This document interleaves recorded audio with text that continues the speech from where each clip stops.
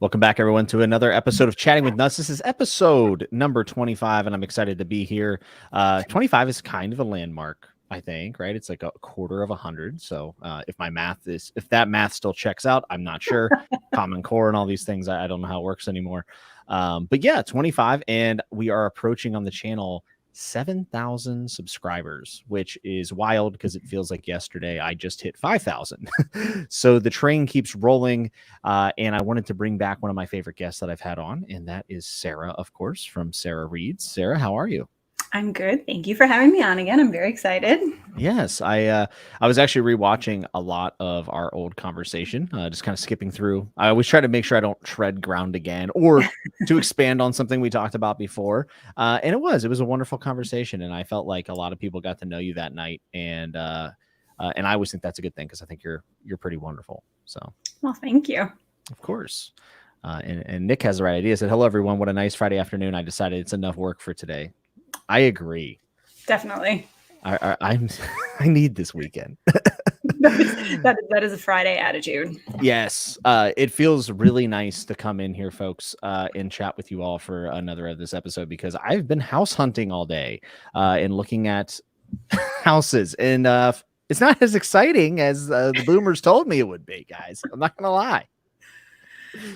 Is there a lot on the market within your price range? Is it difficult to? Nah, there's more than there was. You know, the biggest problem is figuring out where to put all of these things behind me.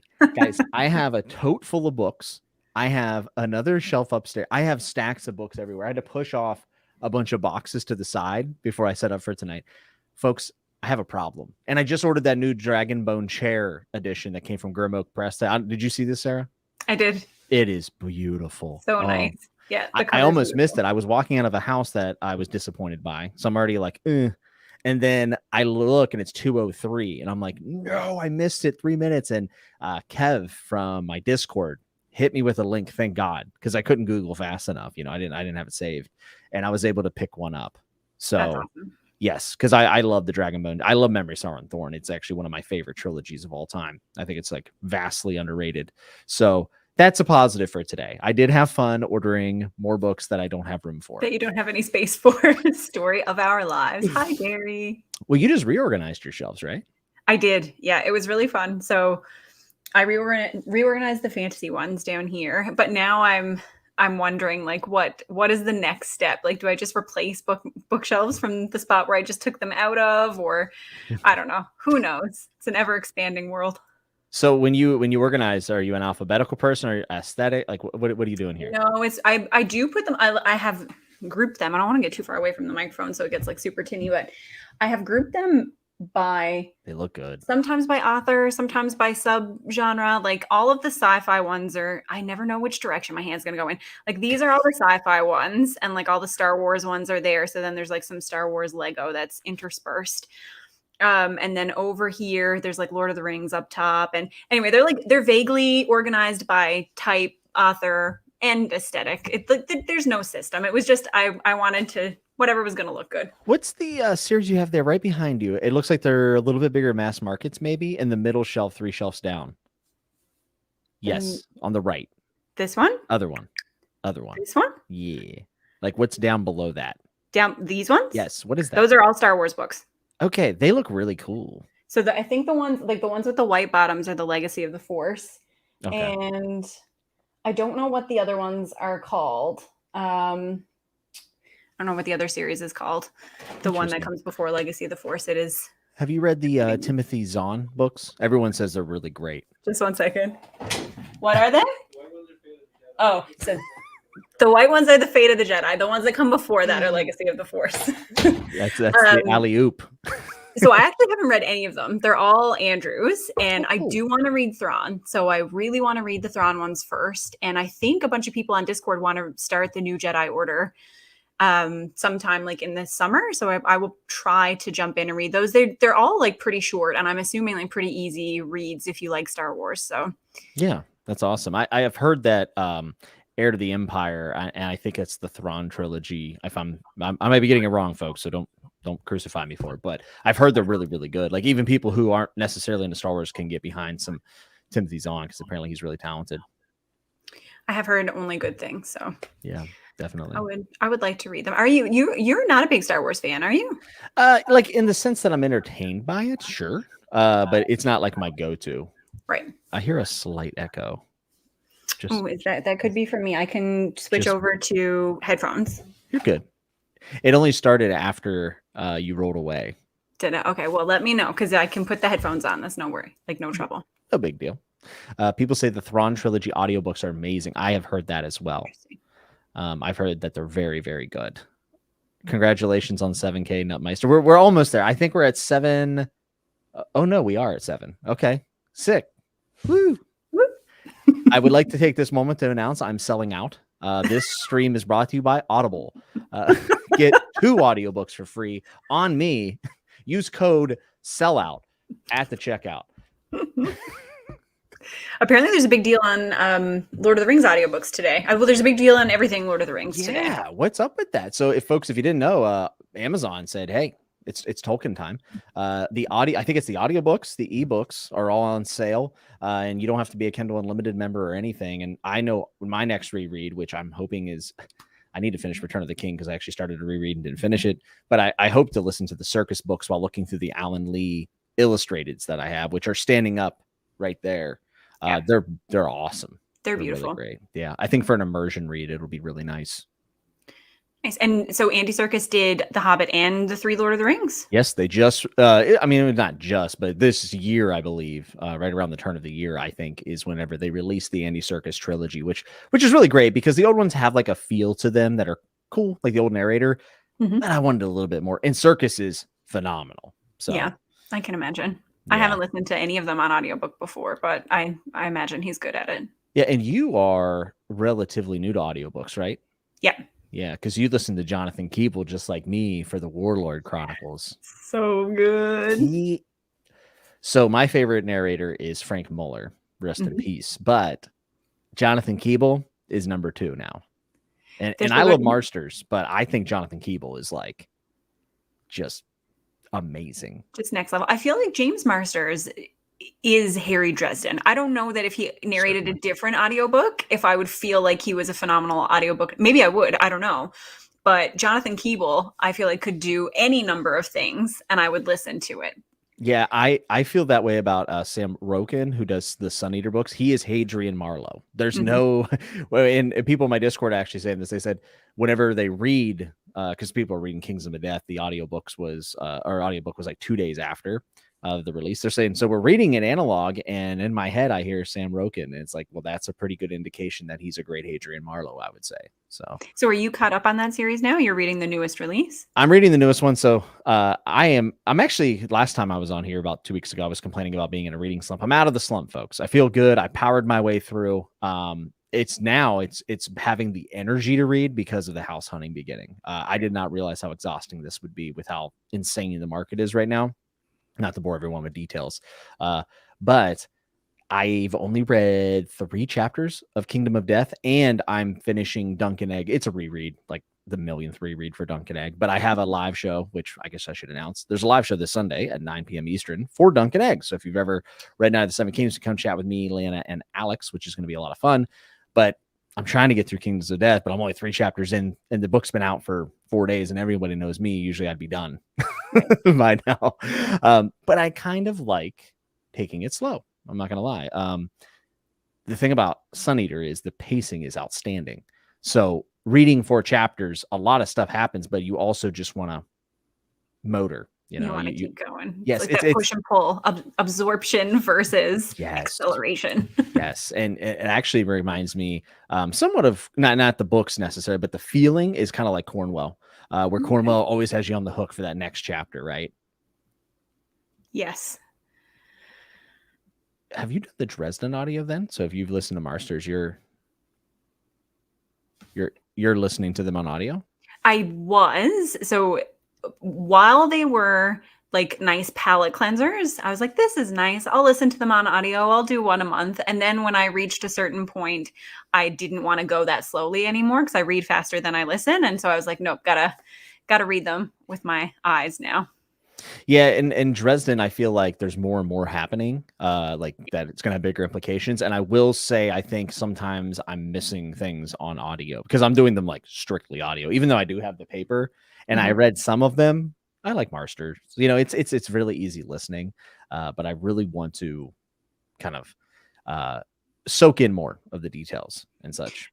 And the good thing about Butcher that I have noticed, because the books do expand, and I know that Mhm. it has been an issue that people have told you to get to a certain point, and that everything will change in your What whole point is life. that, Sarah? I know there's this book, it's one of them. I can't remember which one, but there's one that It is everybody likes a lot. Switch. No, it's changing. That's But Marsters Butcher does a good job of reminding you of pertinent details, so you will true. definitely appreciate the things that he put in earlier books the further you get in the series. But he's not going to leave you dangling. Like, it's not one of those things where you have to mine your memory for information. Like, he will remind you of the pertinent details, and then you will look back and be like, "Oh, you had a plan all along." But it's not like you're lost and That's good. wondering if you missed details. That's kind of how I feel about Sun Eater as well. Because there's a lot of heady sci-fi stuff going on in Sun Eater that I Mhm. love. But he generally will give you the little signpost, which sometimes I'm like, I got it. But right now, where my concentration's a little bit down, I love it. So Yeah. it's such a subjective thing. Help my Um, ailing brain. yes. Brent says he just finished The Wastelands and Muller, my lord, incredible performance. Frank Muller in The Dark Tower that's my A tier, God tier audiobook. Sarah, I know you're a Dark Tower fan. You have to listen to the Muller. I think I will at some point. I've never listened to them on audio, but I'm sure at some point I will go back and do that. He is Eddie Dean. His Yeah. Eddie Dean is profound. But it's only first 4, right? So he actually, well, there is a version out there of the Gunslinger, but I believe he did 2 through 4. Someone can correct me. It's been a while now since I've listened to him. For sure, at least 3 and 4. But and George Goodell does a nice job. But Frank Muller and even King says he's like that. Those are the voices of the characters in my head, and I think he has like a really good range while still being like Frank Muller. Like it's Frank Muller talking. So it's pretty awesome. I'm immersed in King right now because I'm right in the middle of 11/22/63. I'm literally right in the middle of the book. Which I found out that Alan doesn't like, which is nonsense. It was hard losing a friend, and I had to cut him off. That was the end of Alan. That was it. Though he does have the correct opinion about Jonathan Keeble, at least. So. That's true. Oh, what's up, Mendel? He said Keeble is a narrator on the Joy of Sex audiobook. Wrap your head around that. Interesting. Buddy read time. Wow, Nick already finished. So many people have finished Kingdoms of Death, which thank God no one's spoiling. Everyone's pretty good about it. Sun Eater fans are pretty awesome. Yeah, the housing market is super stressful. And this incredible voice in my head is I really that's everyone seems to feel that way. Alan's getting destroyed now. Where is Alan? I'm surprised he's not here. Well, he was. He said he actually gave a good opinion on Keeble. Oh, did he? Oh, he's here. So he's just missing. Oh, here he is. Here he is. Alan, you can't. He's exaggerating. You can't, bro. I haven't lived in 1963 yet, bro. You got to chill. I'm not American. I don't know this history. Like, I didn't even know that happened. Joanna says she loved 11/22/63. I had the pleasure of meeting Alan and Joanna and Philip and AP and Steven Erickson last weekend, which was really cool. This was actually in my stipulations of coming on, was that you wouldn't mention things like that. I sent you a picture and you were like, I'm so happy for you, yet very upset. Right. Don't worry. We're gonna. I really think we should do some sort of like booktube, bookish community convention. I think it would be a lot of fun. We could do a very small venue. Though then you think about it, a lot of us have thousands of people, so maybe we need a bigger convention. I don't know. We need a large venue. The panels would be easy to put together, right? This is our next big project. It's time for me to blow Alan's mind again. You know what? We should talk about the big project that primarily you have been working on and doing a phenomenal job on, but I've been kind of a little bird throwing out stupid suggestions to you. The best. Do you want to tell everyone about that? Yeah, sure. For anybody who is a big fan of Alan's Book Jeopardy, we are organizing a special edition of Book Jeopardy. It is going to be a charity Jeopardy episode where we finally, and by we, I mean me, the person who has been tortured the most by Alan, I get to be on the other side and throw all of the ridiculous questions at him as he kind of battles it out against Philip and a special guest that we have invited who is actually a Jeopardy champion. So it's going to be an intense book Jeopardy battle. Yeah, and it's going to be for a good cause, which I think is excellent. And we have a lot of stuff planned. This is going to be a super jam-packed version of Book Jeopardy, and I just love the idea of Alan finally being on the hot seat. Mm-hmm.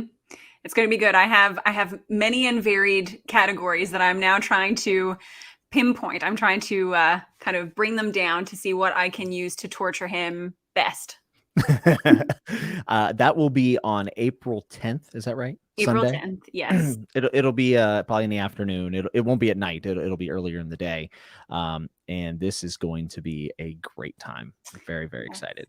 We are going to be doing a pre-show. Jimmy and I are going to be hosting a pre-live show with special entertainment. So people should definitely check that out. We will be breaking down the odds of who can win. I'm going to talk about the strengths and the weaknesses of each contestant. Like the fact that Alan only reads bad books is really going to affect him because he doesn't read any popular books, right? So that's true. And no books sometimes, like for example, the last several weeks of his life.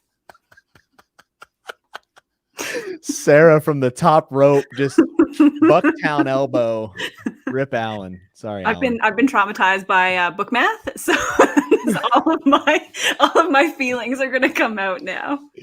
Oh my goodness! But it's going to be a good time. Hopefully, I think we have a good community. Hopefully, lots of people will want to tune in. We can sometimes be moderately entertaining, so hopefully, people enjoy that.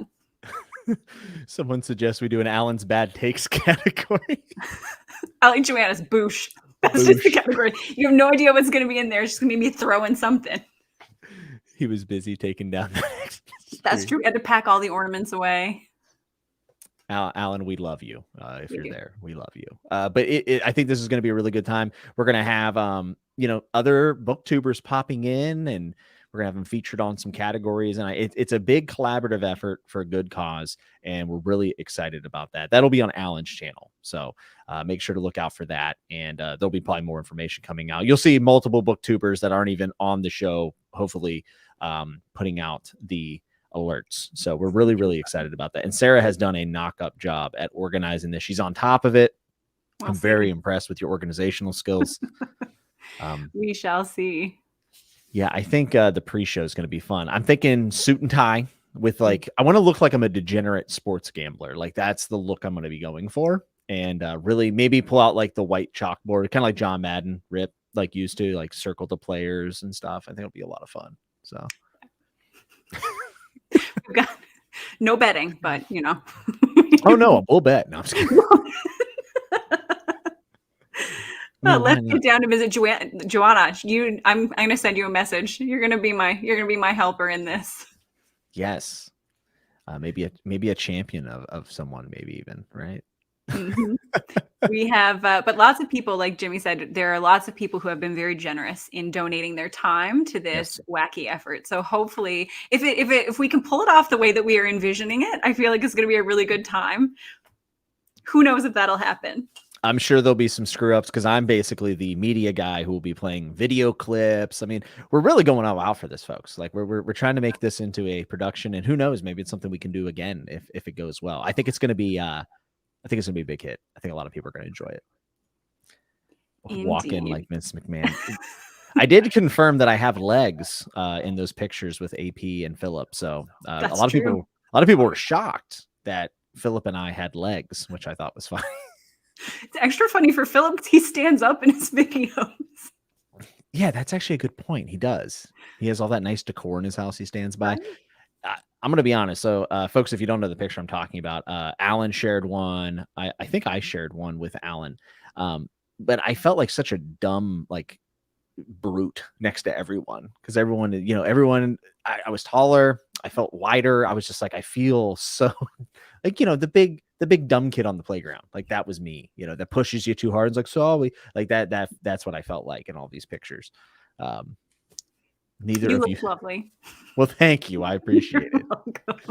We go to this conference, the ICFA conference, and it was a wonderful time. But there are people like presenting dissertations and things on fantasy. I mean, it's cool to see scholars that are doing, everything that we read and taking it very serious and extrapolating some really interesting points on all the works. But then you have me in a Tolkien t-shirt, in Under Armour gym shorts.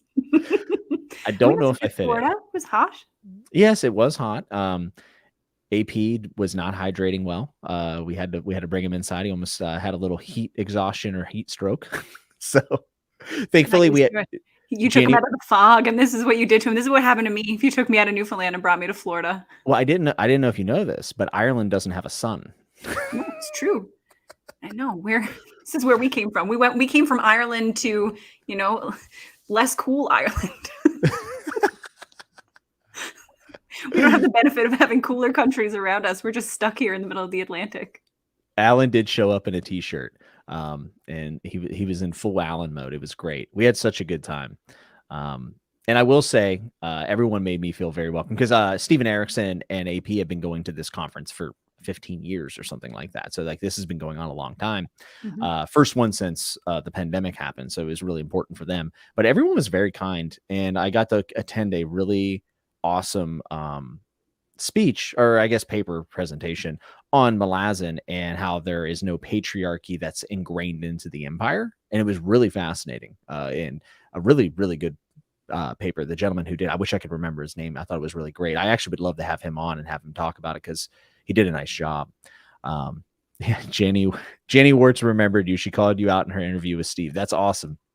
Jenny was awesome. Dude, Jenny, let me tell you what, Jenny was awesome. She's very passionate, and she's actually the one who told AP, because AP is like, I don't need to go inside. And she's like, you're having heat exhaustion. Go inside right now. And he was like, yes, ma'am.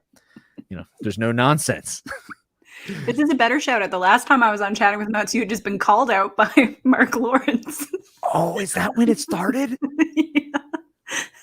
But now you have nice authors saying nice things. So it's a 180. I have to read some Mark Lawrence because I swear since that episode and since the Holy War has started, I've been recommended his books 1,000 times, and they sound great. They sound like I would enjoy them a lot.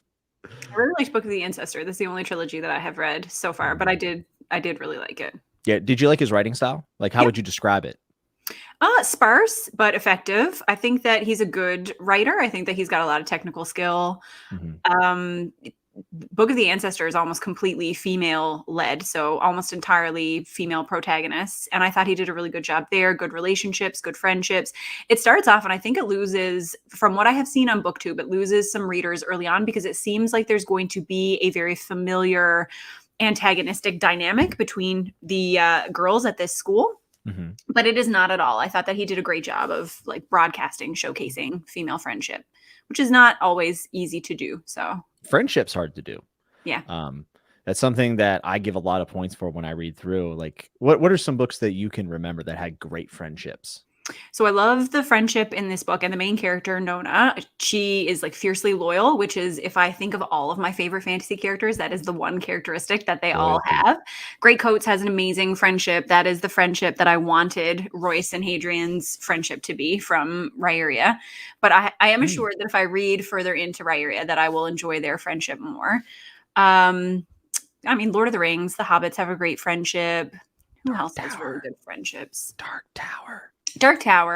Yeah, the Dark Tower. It's a found family, but I know, that's what I was thinking. I was like, it's more found. There's a lot of different dynamics in there over, like, you've got mentor, mentee, father figure. There's a lot, but yes, good friendships as well. Yeah, and good friendships can mean a lot of things to a lot of different people, right? I know my friends. If we're not making fun, if I'm making fun of you or we're making fun of each other, that means we're tight. Yeah. Alan was just roasting Philip at one point when we were all hanging out. And I just remember sitting back and being like, I love this group of people. This is wonderful. This is the best. I've heard that about Lies of Locke-Lamora. I would like to read those, but I'm just waiting to see if more books are published. Yeah, Mendelin says Dresden has great friendship. So I just recently put out my Dresden video, which I want to thank everyone for. The response to that video has been very great. I mean, a lot of people, even people who necessarily don't like the book, said, "Oh, I enjoyed hearing your thoughts." So I want to thank everyone for that. But I love Dresden and Michael, and I only got them in book 3, but like that dynamic and that Michael Carpenter. righteousness, yes, I really love it. Michael, when you get up, further in the series, as soon as I finish Dresden, I have like a list of videos that I want to put out, and one of the first ones is going to be how come Michael Carpenter is the best written like lawful good character in fantasy, and those are really hard characters to write. It's really hard to write a good person and not make them feel one-dimensional. And Michael does not. He feels like a fully developed character who is just good. And sometimes that comes off as, it just seems too good to be true. Like, your Mary Sue kind of character. But I never get that vibe from Michael. And well, no, and he's righteous to almost a fault sometimes. Yes. Like maybe he's a little bit gullible, and you have to have that. And I actually like Dan says here, friendship and John Gwen's earlier books are also good. I thought the friendship for Drem in the sequel trilogy was tremendous. Yes. So agreed. Yeah. That one I kind of forgot about. I kind of forgot. Gwen's friendships are very solid. Say what you want about all the tropes and everything. I think that he does write really good friends. Oh, Philip dared to throw bacon because we were having a conversation at the dinner table and our breakfast table, and we were talking about flimsy bacon versus crispy bacon. Sarah, which one do you prefer? Crispy. Okay, that's wrong, but that's fine. And we're all arguing, and Philip is a vegetarian, and Philip goes, yes, I don't like crispy bacon either, and it's like, oh, we get it, Philip, you're vegetarian. I was a vegetarian for a long time.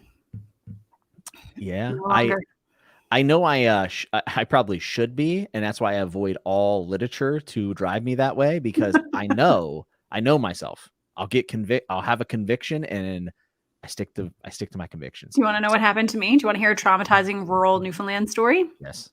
So everybody who came here for the book talk, now you're getting Sarah's childhood talk, which kind of sounds like a Stephen King novel. So it fits aesthetically speaking. There's a reason I like Stephen King. So I grew up in the middle of nowhere. There are 500 people in the town. It takes an hour and a half to drive to a grocery store. So there's literally nothing. Sounds terrible. We didn't get internet until I was out of high school. So sounds terrible. It was right. It was to set the scene. So I lived right on the edge of the woods. There was maybe 2 other houses there, and there's a huge field behind my house. And in this field lived 3 cows.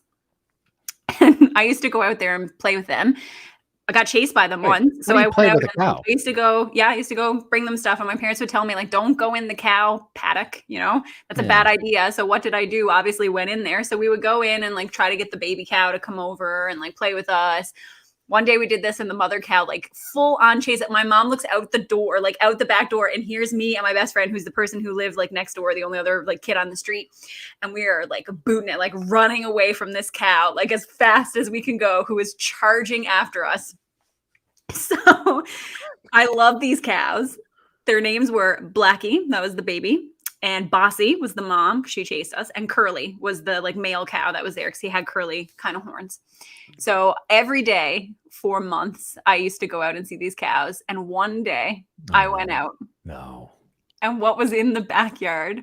With this big platform. And I'll stop it there for anybody who's particularly sensitive. And I was like, Dad, what is that up there? And he was what was he going to do? He was like, that's Curly. I was like, oh my God.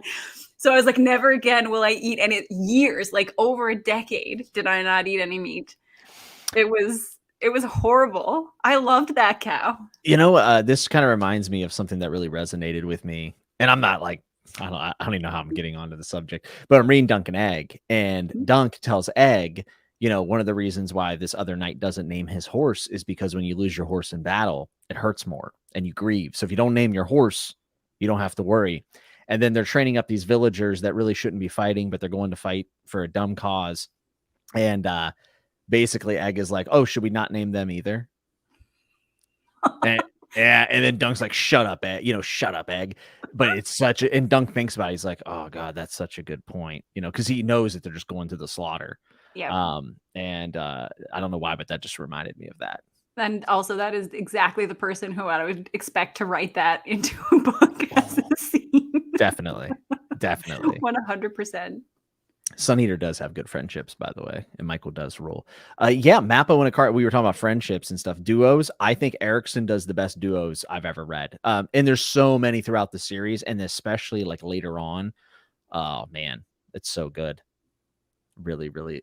I think one of the reasons why Erickson, I asked him this, I said, why do you do so many duos? And I think it's because like him and Esselman are such good friends. I really think that has like there's a bond there, when you create something and then you create even more works inside of a world you created. I feel like that's a really tight bond, And how nice to write something with your friend, like throughout so many decades of your life.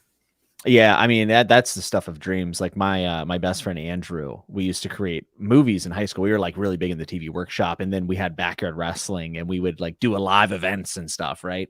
And some of the biggest moments in our friendship are when we were creating together. And I think that's why I have such a love and appreciation for like all of you, like the other people who create content on it. Because one, there's things that only us as creators understand because stupid stuff, YouTube stuff, right? Like analytic, whatever it might be. But on top of that, it's like there's a certain stress or what's the word I'm kind of looking, challenge, right, in creating something and bringing it to life, like your Jeopardy idea. And when you work together on something like that and you do create something and it's successful, I think it just kind of, there's a bond there, Yeah, most definitely. Yes, Philip took the bacon and threw it on the ground. So I need to know. Also, when I first met, speaking of bacon, when I first met my husband and his family, the first time I ever came here, I was a vegetarian. And his sister, who is just a year younger than me, we were sitting down at the table. Not a lot of, like, maybe probably more now, but not a lot of Newfoundlanders in general are vegetarians. She was like, "You don't eat any meat at all." And I was like, no meat. And she like gave me the most intense stare of my entire life. She said, "Not even bacon."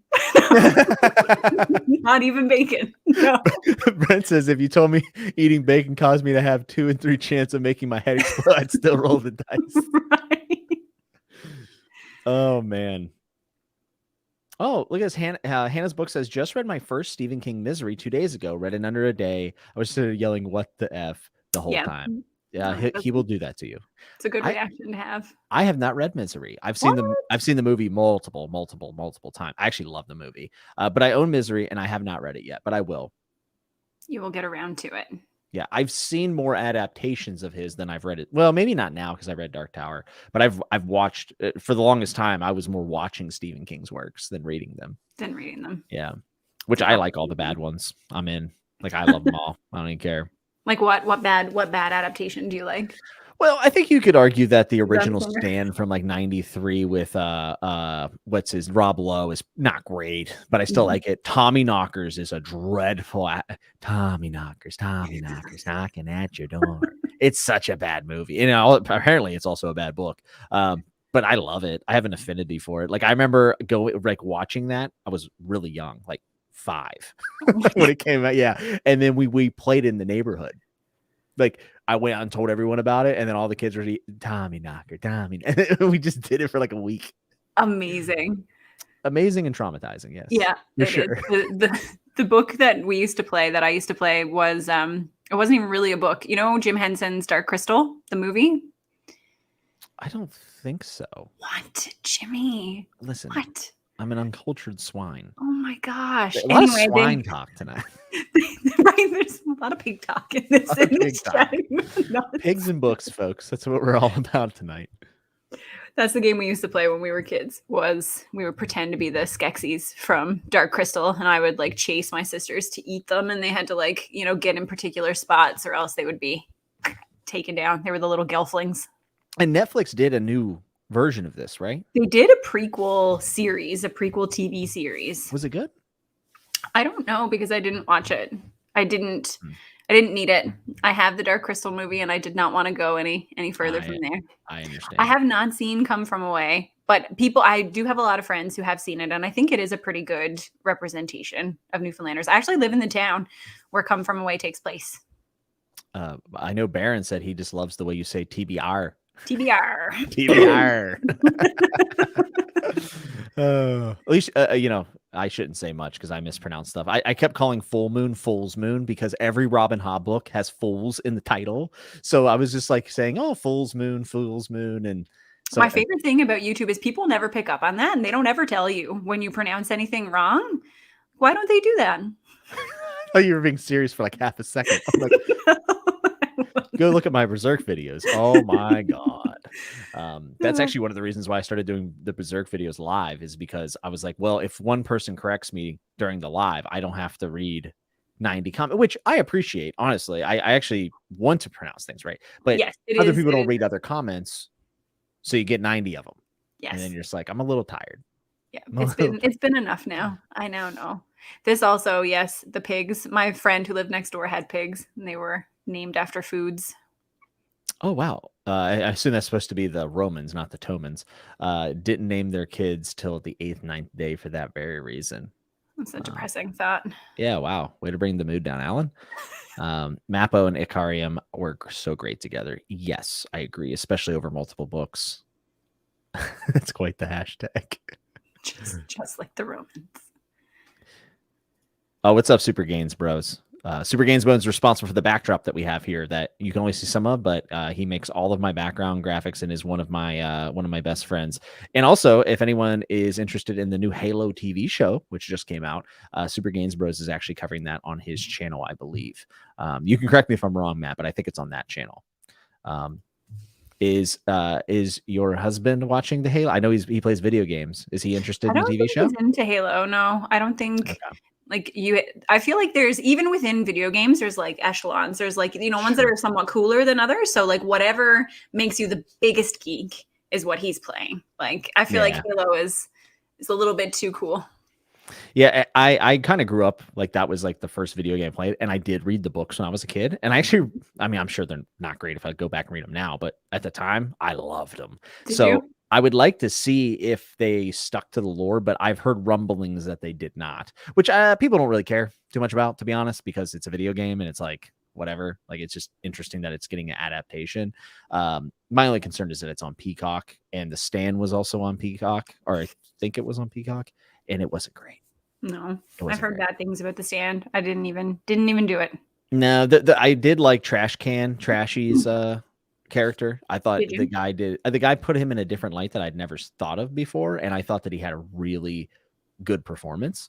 And the casting was good. Like everyone that was cast was fine, but you know, Sarah, we know The Stand is down and dirty. These people are wearing like Gucci sweatshirts, and I'm like, stop.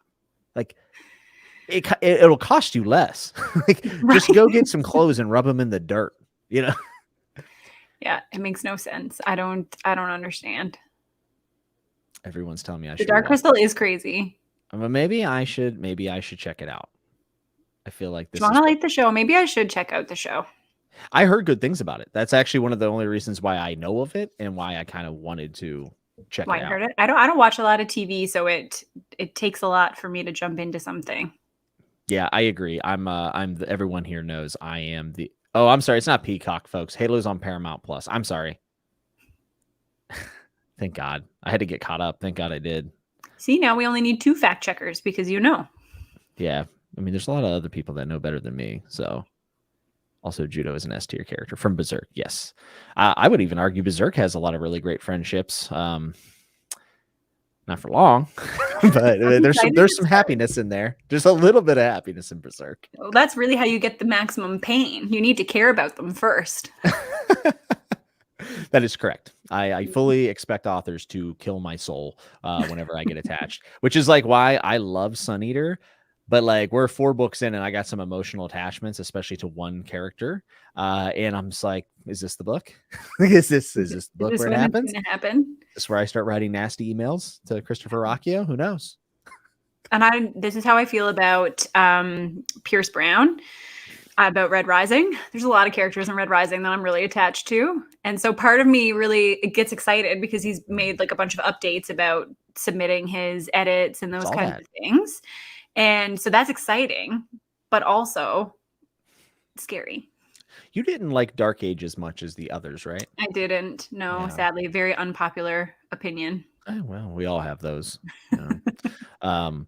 Yeah, I saw that he had submitted the final draft, and I'm excited to get to that sequel trilogy, but I'm not going to start it until it's finished. I like the Red Rising trilogy a lot, but I felt like I was watching it, and I never felt super emotionally. I mean, there were moments where I was like, "Wow, that's rough," but I never felt attached to many of the characters, even though I enjoyed a lot of them. Like I think Darrow is, I think he's a good character.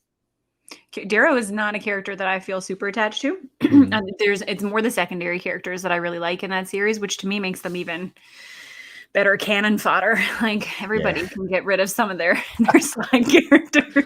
Yeah, there is some sort of like sadistic part of us as readers where we're like, oh, I can't wait till you die. Like Lancelot. I'm just like, die. Yep. Can we just take like 2 minutes to gush about the Warlord Chronicles? We can take many minutes. In a non-spoiler fashion. Listen, people, I know that you hear Arthurian tale and you say, Jimmy, I know the sword, the rot, all this stuff, Merlin, whatever. Bernard Cornwell's Arthurian Trilogy, Warlord Chronicles, is one of my favorite things. I just finished book 2. It's one of my favorite things I've ever read. So good. I don't know if it'll end up in a top 3 for me or a top 5. I would say trilogy wise, if I made a trilogy top 10, it would be in there. But it is one of those things where I will always think about it. And it's one I'm going to recommend a lot now, even without finishing the last book so far. It's so good. The characters are so hateable. Did you feel, now reading this, I understand where John Gwen got a lot of motivation. Yes. And I would even say, if you have not enjoyed, I love John Gwen, but if you have read John Gwen, you say that's not my cup of tea. Bernard Cornwell is such a good writer. Yes, it's definitely elevated in terms of writing style from John Gwynne. They're very different approaches. Some you can see where he took a lot of inspiration, but it's yes, Alan. But it's so good, and Lancelot is so hateable. Sansom is hateable. I think I hate Samson more than Lancelot. Yes, he's awful. But like, if you are just somebody who enjoys epic fantasy and in the realm of like a lot of houses, a lot of players, those justice moments or injustice moments, forget that this is historical fiction or a historical tale and just go into it just buying into the canon of what the magic is. And I think you could just have a great time. Like, it feels epic, does it not? It does. Yeah. Oh my goodness. It is so the perfect historical fiction for fantasy fans. Yes. 100%. Yes. I think it is probably one of the easiest recommends I would ever have to make, even though I do think it takes a second to get used to how he tells his story. And there's a lot of names. Like, some people might think, oh, this will be easy. Keeping track of all the players is pretty hard, but it results in some really cool payoffs, I think. Yeah, and the audiobooks definitely help with the names. For me, I find it really hard to remember names if I don't know how to pronounce them. And I didn't know how to pronounce a lot of the words. So listening to the audiobook, which I did on and off, so I did kind of half and half. I would listen to the audiobook, but when it got to a part that I really wanted to read, I would stop and read it. You know, just read it. But the audiobook really helps. Yeah, I would agree. Jonathan Keeble does a really great job. I would love Jonathan Keeble to be the narrator for The Winds of Winter if it were ever to come out, because we all know Roy is not around. It'll probably be Simon Vance because he did Fire and Blood. But Jonathan Keeble narrating A Song of Ice and Fire, like if they re-recorded them, oh my God, it would be so good.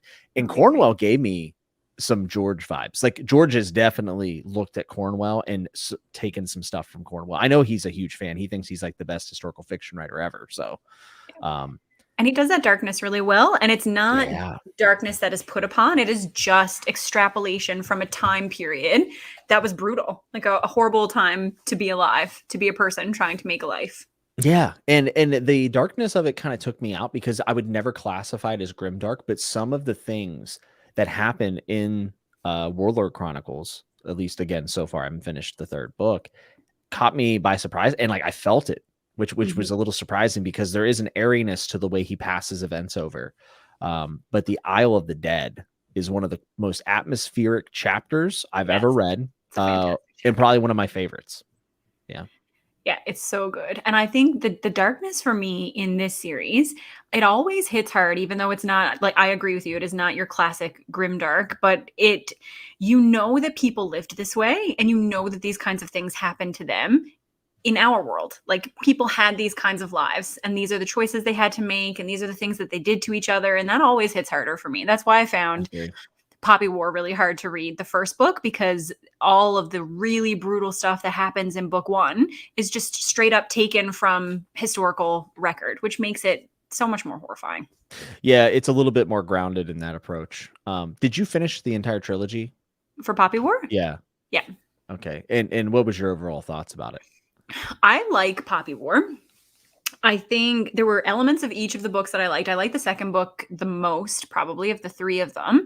I liked the final book, and I thought it was really easy to read. Like at least for me, I read it in the day it came out, and I did really like that part. But they're just the last book feels very episodic. Like there are three arcs, and she does not weave them together well, and she spends more time on certain aspects of the story that could have dealt with like a little bit of shaving down, doesn't expand on the parts of the story that I was interested in or that I felt probably should have been the highlight. And I know a lot of people really dislike Rin, the main character, but I think that she is, based on like my own experience, seeing people like this all the time in practice, she is an amazing representation of a child who was traumatized and then kind of put in the role that she was given.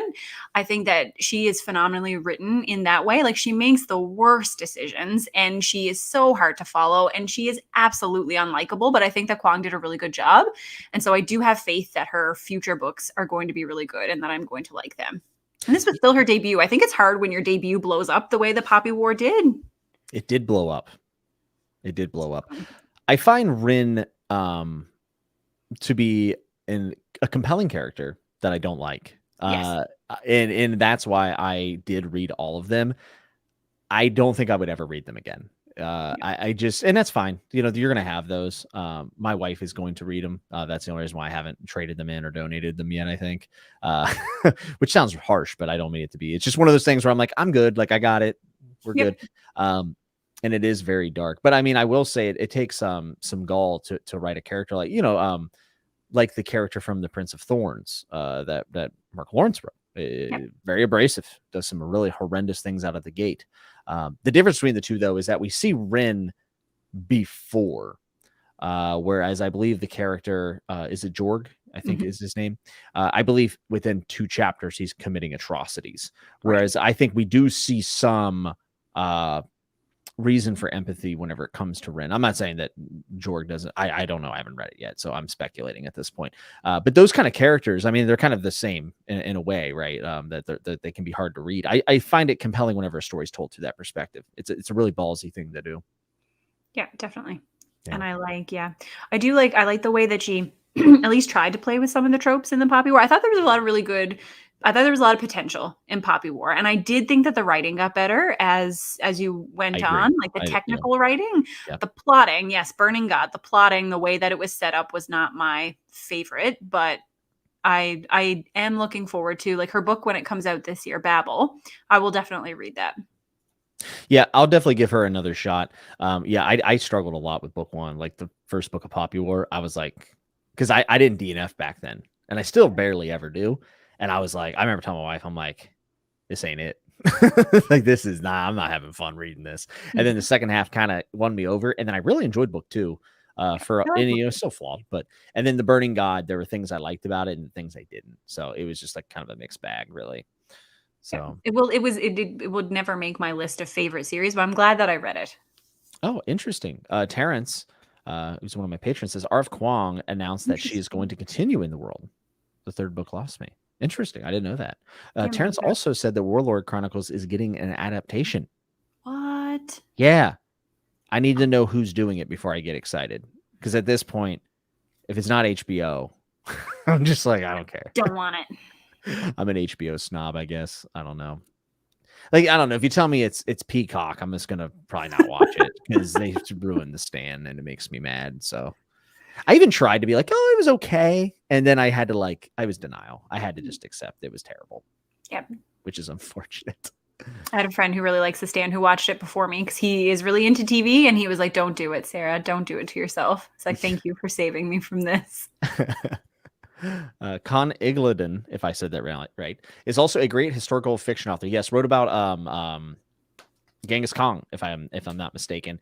And one of my patrons, Stuart, is a big fan, and I believe he has started reading those, if I'm remembering right. But that's someone else I want to read some books from for sure. It's Okay. Epix doing the adaptation. I don't know what that is. Me neither. Oh, they have an affiliation with HBO. Okay, I'm in. I'll try it. I'll try it. I have been reeled in. Yeah. This is acceptable. But have you read any more Arthurian stuff, Jimmy, or is Warlord kind of like your first? So, I've always said I'm a big fan of the Arthurian tale. And then I started reading Warlord and I went, I don't know anything about Arthurian tale, apparently. Because you hear it in school. Disney's had a couple movies, The Sword in the Round, Camelot, whatever. So, yes, but I didn't realize there's a lot more to the tale, and it's changed over time. They've taken stuff out. Durfel, for instance, is not really mentioned much anymore, apparently. I love reading Cornwell's reasoning at the end of his books, where he talks about like the cauldron and things like that, and like the justification for including it in the books. I think it's really cool. Yeah, his author's notes are really good. Yeah, and you had a whole video about Arthurian Tbr, right? Yes, I really I love Arthurian books. I have read them. They were one of my first fantasy loves. I grew up reading books about King Arthur. I've read a lot of them. But Warlords is up there. So Chaz commented Mary Stuart. Mary Stuart's series is probably my favorite. It is the only one that I like more than Warlord.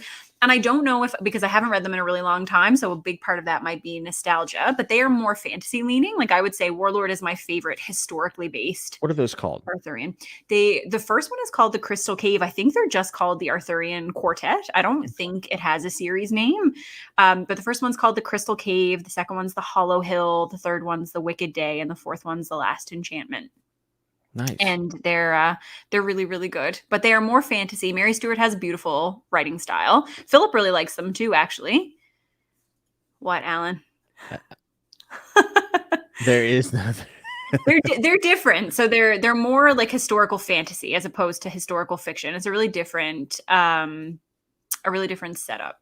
That's cool. I would not hesitate to try those out. If you say they're better than Warlord, I mean, that's a tall bill to and I don't know, right? I read them when I was a teenager. And if I read them back to back now, then I might say, you know what? Based on the things that I like now, maybe Warlord does edge out over them. But they're still books that I think about all the time. I love them. That's awesome. Monica wants to know, have you read any Robert Harris? I haven't, actually. I have not. Sarah, did you check out the Great Courses Arthurian series? No, but somebody commented that on my video, I think on the Arthurian Tbr video that I put up, that I should check it out.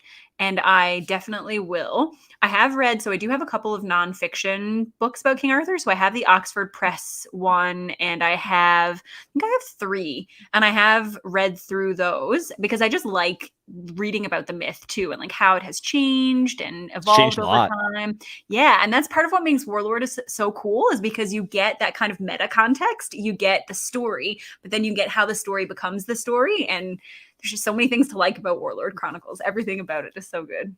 Yeah, it's actually one that I would not mind rereading because there's so many characters and so many different families and everything and kings that you could probably pick up a whole nother string to kind of get attached to, I think, in that trilogy. And they're not long books, folks. These are 500 pages, 400 pages. Enemy of God was 394, I think. Yep. And they go so fast. They do. They read really quickly. They cover a lot of time. I did read the T.A. and Merlin series. It's actually there on the shelf. It's over. It's out of the frame, but they're still up there. Andrew wants an 11/22/63 update. I am halfway through, Andrew, so I'm right in the middle. I think I'm page 400 and something. Terrific. It's so good. It's so hard to not talk spoilers about it too, because the parts, and if you've read it, you know the parts that I'm thinking about, and those parts, as a Stephen King fan, they get you. They tug at your heartstrings so much. Yeah, and the multiverse connections in that book are some of some of the best, I think. So good. Brady says, does anyone think Tad Williams doesn't get as much credit? Yes. In fact, I feel like when my channel first started getting like bigger and I hit 1,000 subs, I was talking about Foundation and I was talking about Dragonbone Chair. And I was just screaming at anyone who would listen that they were both awesome, more so Dragonbone Chair. So yeah, I think Tad Williams is one of the most underappreciated people that we've ever had in the fantasy genre, and is also a hell of a person. Seems like just such a good guy, and it is an absolute travesty that DAW won't put out the money, which is Penguin Random House, I believe, won't put out the money for Michael Whalen covers to finish the now quartet of the Last King of Ostenar. The fact that they're doing this generic crap fiction cover is an injustice. It makes me so mad. Can you tell? It makes me really upset. I think it depends on what, because booktube skews younger. I think they're amongst like older fantasy readers. People really love Tad Williams. Well, internationally, they're big. So he did very well in non-American countries. Like he did very, very well in the East. So I think that has to do with, how many copies he sold, because he has sold a ton of books. But he's not really that old though. He was a smidge before Wheel of Time and in Game of Thrones. So it's a shame. I don't think people really appreciate the bridge, and that's what Tad was. While still being excellent in his own right. It is Tolkien-esque. He even writes in a Tolkien-esque way. I like it more. So yeah, I love the Dragonbone Chair. I love Tad Williams, and this dude is not afraid to get weird. And me and you both love weird. I know you do, because we both like Dark Hour. So, and he has people are saying Otherland. So he has Otherland. His standalone, The War of the Flowers, has a goblin jazz bandwagon that was awesome. A goblin jazz band. I'm here for it. Yeah, it's pretty awesome. So I'm a massive Tad Williams fan. I will probably read everything that he's ever published as long as I'm enjoying it, which so far he hasn't really missed. I did read his new novella. It's called Brothers of the Wind. It happens actually before Memory Star and Thorn. I thought it was okay. It kind of suffers in a way from the thing that Warlord does so well, where Arthur is in the background and Durful is our main character, a side character. Brothers of the Wind does that, but doesn't do it as well. Right. So it can be hard to pull off. Speaking of, when you said bridge books, it made me think of a bridge book that is getting more attention now because it just got re-released with the fancy new edition, and that is Elric. Have you read the Elric saga? No, but I think is Elric, and someone can correct me. I know Nick will know actually. I think Sam Roken, who did Sun Eater, is doing the Elric novels. Doing the audio? Yeah, he's doing the audio. Yeah. Interesting. I know Neil Gaiman wrote the foreword for the new edition that is either coming. I think it may have just come out. Actually, I think it's out now. Stephen Donaldson is also a forerunner in kind of grimdark fantasy for sure. A person who was writing those really gray characters before it was mainstream to do so. Yeah, and Stephen Donaldson, is definitely up there with people who were pushing the envelope and crafting some pretty nuanced characters. Mindolin Otherland is sci-fi. I think it's actually sci-fantasy. Brothers of the Wind is a great title. Sure is. Agreed. Let's see. Yes, I did. Talking about it. Yeah, and I did get the Grim Oak Press edition, which is exciting. Brent says, I'll be finishing the second half of Two Green Age Tower next month with Mike's read along, and the reception at MST overall very positive. Yeah, I think The Green Age Tower is one of the best books I've ever read. It's quite the book. It's a chunker, over half. What did Jake say last night? It's like 595,000 words or something. Yeah, and it's every bit of that. Yeah. Let me tell you. But some really crazy good writing in there. Yeah, so awesome. Roken is narrating Elric. Yeah, I actually really want to read Elric. Maybe I'll pick up the audiobooks. Read it with me. I have them here. Well, I don't have the audiobooks. I have the other books here. When are you going to read them?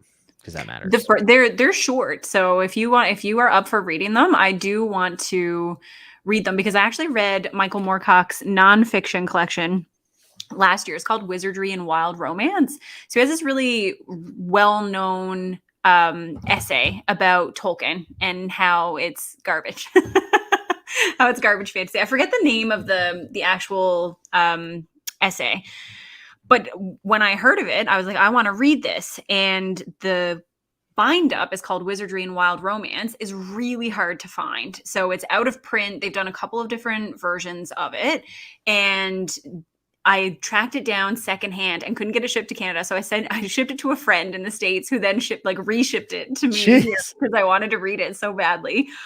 It's called Epic Pooh. I just remembered before, like Epic Winnie the Pooh. So it's called Epic Pooh, and it was basically it's his discussion on how Tolkien is like soft, epic, like soft, children-esque, like it's made for kids, like it appeals to that like part of us that longs for that idyllic countryside lifestyle, this kind of post World War II wish to have that ideal life, and how Tolkien's work is meant to appeal to that part of you. And so he argues that morally and not structurally, morally and I guess thematically, it's weak, and that people really like it because of the world building. And that's what appeals. And it appealed to like a mass audience because it appeals to that part of us that longs for that kind of lifestyle. We don't, it shies away from the grittier parts of human nature. So this is the argument. And I love Lord of the Rings, but I wanted to read it then because I was like, how could you, as someone who loves fantasy, have such a fundamentally different look at outtake on fantasy as a whole? And it's really interesting, and the rest of the essays are really good too, and he is so well read. He seems like a bit of like a curmudgeonly man, which I'm okay with. Like, it makes it interesting to read. He does not hold back on any of his opinions, but he talks about a lot of older fantasy, a lot of underappreciated fantasy. And at the back of the book, he has this list that he put together with a friend who I don't think is an author. I think he's a reviewer. I think booktuber, critic. Yeah, booktuber before you were booktubers. But they put together their like list of top 100 fantasy books of all time, which like appeals to every part of me. I love a top 100 list for anything. And I wrote them all out and like highlighted them. If I had my book journal here, I would take it out. But I feel like I've read like 11 of them. I was like, this is wild. Like, I have read almost nothing on this list, and I want to. I'll be honest. I kind of want to read that poem, and I would essay, and I would like to make a video about it. I think that would be fun to give my take. That's what I wanted to do, is read Elric, because I want to see, like, do you follow through?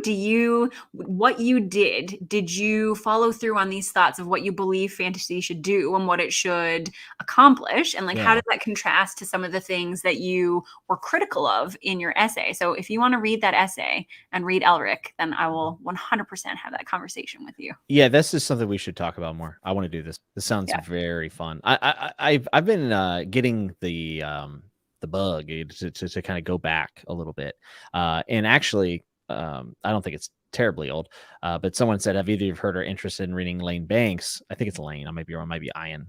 But it's the Culture series. It's a sci-fi series. Steven Erikson is very high on the Culture series, and a lot of people say it can be.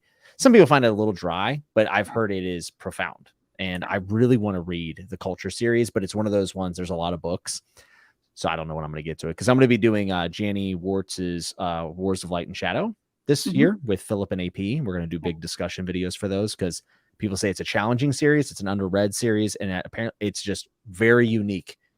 I've heard her writing is also exquisite. Yes, I've heard that she is a writer's writer. So it's really cool. Brent asked if I was going to be continuing the Second Apocalypse by R. Scott Baker. Yes, I will be. As long as, I can get through all the grimness, because I've heard it's a step up from Prince of Nothing, which is it's an achievement, honestly. I find R. Scott Baker to be very fascinating. Actually, kind of like what you were saying about Moorcock, like the deconstructing of what we think is fantasy. I think R. Scott Baker has a lot to say. I don't agree with everything where his thoughts come from, and it goes a lot deeper than fantasy. I think he's speaking of human beings. One of the things that Baker, I think his philosophy, and I hope I'm getting this correct, because I've actually read a lot about Baker, is that he kind of believes that humans are pre-programmed in a way, not by like a deity, but like he believes that genetically you are probably going to reside, like you're always going to end up doing what you were going to do. In that regard, right, there would be no free will. So, but it's a different type of argument. We hear like, oh, well, there's a preordained destiny for you, and it's some sort of like almost mystical thing. Where R. Scott Baker's take is more that it is a animalistic, yes.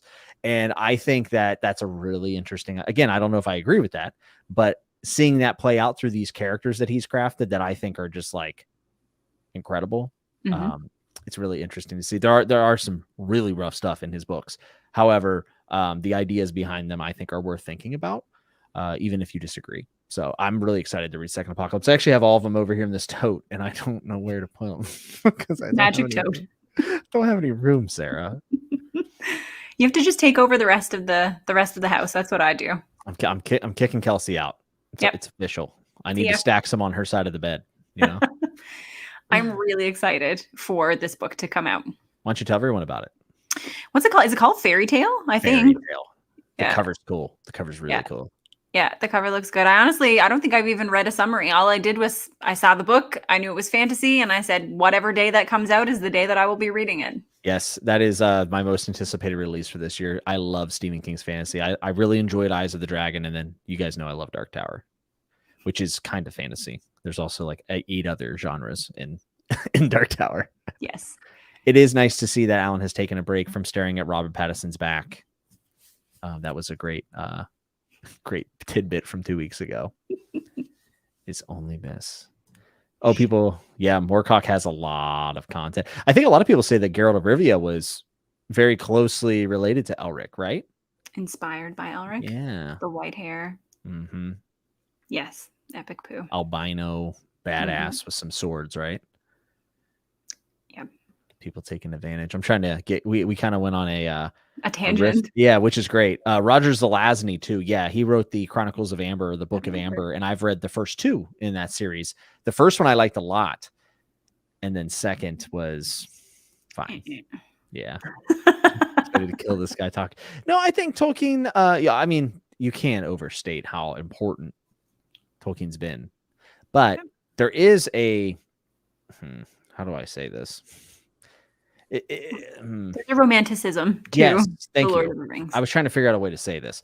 There is a romanticism of him as an author, and that like he had the superior idea. And I see a lot of elitist, I guess is the best word, and it's always online, and they're always white knighting for Tolkien, and anything that is subverting those expectations or whatever is considered to be a step beneath. And I just think it's such an exhausting attitude to have towards art, that art has to make you feel good, and it doesn't. It owes you quite literally nothing. And some of my favorite art, like R. Scott Baker, does not make me feel positive. And it brings me to the deepest, darkest depths of my brain. But I, as a human being, to be well-rounded, I believe that that is an important place to go. Not everyone has to do that, but I like knowing what those things feels like. So was it the last time I was on this? Yes. I don't know. You cannot you cannot, no matter if you like Lord of the Rings, you don't like Lord of the Rings, you have to appreciate just the dedication that he had to this series and bring it, because he's a scholar, right? Like you like his books, don't like his books, whatever. There's no one else who has put the amount of time and thought into developing language and that whole world. I know Robert Jordan, obviously his world building is quite intricate as well, but Tolkien, I guess I can never say it. Like I switch it. I can never do it. Yeah, so we're good. But it's you have to be able to appreciate it, like it or not. Yeah, I have a tremendous amount of respect for one, just the sheer size of it, but also to do that when he did it was not a popular thing. I mean, if you go back and look at the critical response, there's a lot of people saying it was hogwash. And it has inspired more generations than maybe any other piece of work. I mean, it is profound. Highly influential for sure. So, and you can like both things. You know, definitely. Moorcock's answer to Tolkien is Mervyn Peake. So he feels like the Titus books got totally steamrolled by the Lord of the Rings, and that they are far superior pieces of writing. So that is his argument. I don't know much about the Titus books. Do you? I have read the first one. I've read Titus Grown, which I really like. I like Lord of the Rings more because I probably the romantic side of Lord of the Rings does appeal to my soul. I like that idyllic countryside setting. There's a part of me that will always really like that. But it's really good. I think I talked about this really early on in my channel. I think that for anyone who wants to write fantasy, you should read Titus Grown. It is Yes, in ma'am. terms of creating a setting, creating an atmosphere. Like it's almost unparalleled in terms of that. Now, there's going to be a lot of people who will absolutely hate it. I read it actually years ago for a book club, and my husband read it at the same time. He was like, "This is one of the worst things I've ever read. I can't believe someone forced me to sit through this." Like he has no interest in that part of fantasy. Like if you're going in this purely for plot driven fantasy, this is not what you're getting. But in terms of learning how to create a place that feels creepy and realistic, like it's really good. It's cool. You should try it. How long are they? Are they big? The first one's not too big. Where is it? Like plus 500 pages, because Alan. No, I don't even think it's 500 pages. Alan's converted me to no more over 500-page books. Not really, but no more big books. Yeah, no more big books. It's over. Yeah. Also, people are telling me Culture is a standalone, so that's incredible. Like Interesting. there's a ton, but they're all kind of standalone. If that's the case, I'm down to read some Culture because I've heard only really, really positive things. I definitely struggle more with classic sci-fi than I do with classic fantasy. It is drier. The themes are a little bit different. I really like it. So I've read a fair amount. I would say I've read a fair amount of like literary classic sci-fi where the two blend together. But I have not read Culture, and probably because I was Philip is like a marmot. Yeah, his ears perked up. So we are indeed talking about Tolkien. I would like actually to get Philip's take on this essay. Philip, time to read Epic Pooh and talk about it with me and Jimmy. Yeah, I really enjoy Philip's essay videos, and it's one of those things where like I would also like to kind of talk about my feelings about that, but it's always weird. Like I don't want to like bite off Philip's style, you know what I'm saying? Mm-hmm. And I don't know if I could ever state anything as eloquently as Philip because he's real smart. We're all gunning for second place. Don't worry. Yeah, maybe third in my regard. Did anything precede Tolkien as well on the found family trope? I'm sure at some point, right? Yes, I would imagine so. What's up, Father? Good to see you. Yeah, I love both, but Lord of the Rings is much more important. Yeah, I would agree with that. Yeah, the undeniable impact of being commercially viable. Like that is what it is, right? And we're seeing it now with like Sanderson. Like there are people who say, "Oh, it's drivel," and I don't agree with that. But there's something to be said with how commercially viable it is, and how many people just outright love his work. Also, I thought it was amazing that he is taking like some of the surplus from his Kickstarter and backing a bunch of publishing Kickstarters. I think that is so cool. I saw that. That is really nice. And I he went on a very rant. Nice person. Yeah, he seems very kind. 2 weeks ago, I went on a rant and said, "I'm tired of hearing about this thing. Bye." But I saw that today, and I said, "Well, fair is fair." I think that is a really great thing to do. Which it was never about Brandon Sanderson. It was more just about like kind of being exhausted about the round table, right? Of topics that we hear. Did you see Will White's? Yes, because we talked about this. His Kickstarter video. That was my favorite thing on the internet a couple weeks ago. It was amazing. I'm new to the channel. Who are these people? So I'm Jimmy Nuts. Hi. And this is Sarah from Sarah Reads, and we are booktubers, and we review books. We talk bookish things, and every other Friday I do a podcast with some of my friends, and we just kind of go over stuff that is resonating with us, and big news. Like for instance, I just found out that Game of Thrones is banned in all Connecticut state prisons. That was hard to say. They banned all of George's books. Is this real? Yeah. What? Yeah. You can't read The World of Ice and Fire. You can't read Dance of Dragons in a Connecticut prison. So I will never be arrested there because I would be sad. So if you're ever on trial, you're a lawyer. Like I have a very specific request. Yeah, you can send me to like Morocco, but I'm not going to Connecticut. Yeah, get out of here. Keep me away. Forget it. Brady, I plan on reading Carcanis at some point and Path to Set. I'm going to read all of the Malazan books. So I just read The God Is Not Willing and thought it was one of the best Malazan books, actually. Tolkien and Tom Brady. I mean, they're basically the same, right? Jimmy hates Tolkien. No, I do not. I do not. Gene Wolfe is another one. Someone said PKD and Gene Wolfe were God, I can't talk tonight. Gene Wolfe are very worthwhile, more classic sci-fi authors to read. Yeah, Gene Wolfe is someone I'm going to try to squeeze in this year. I actually talked to Christopher Rocchio about maybe because he's going to reread them.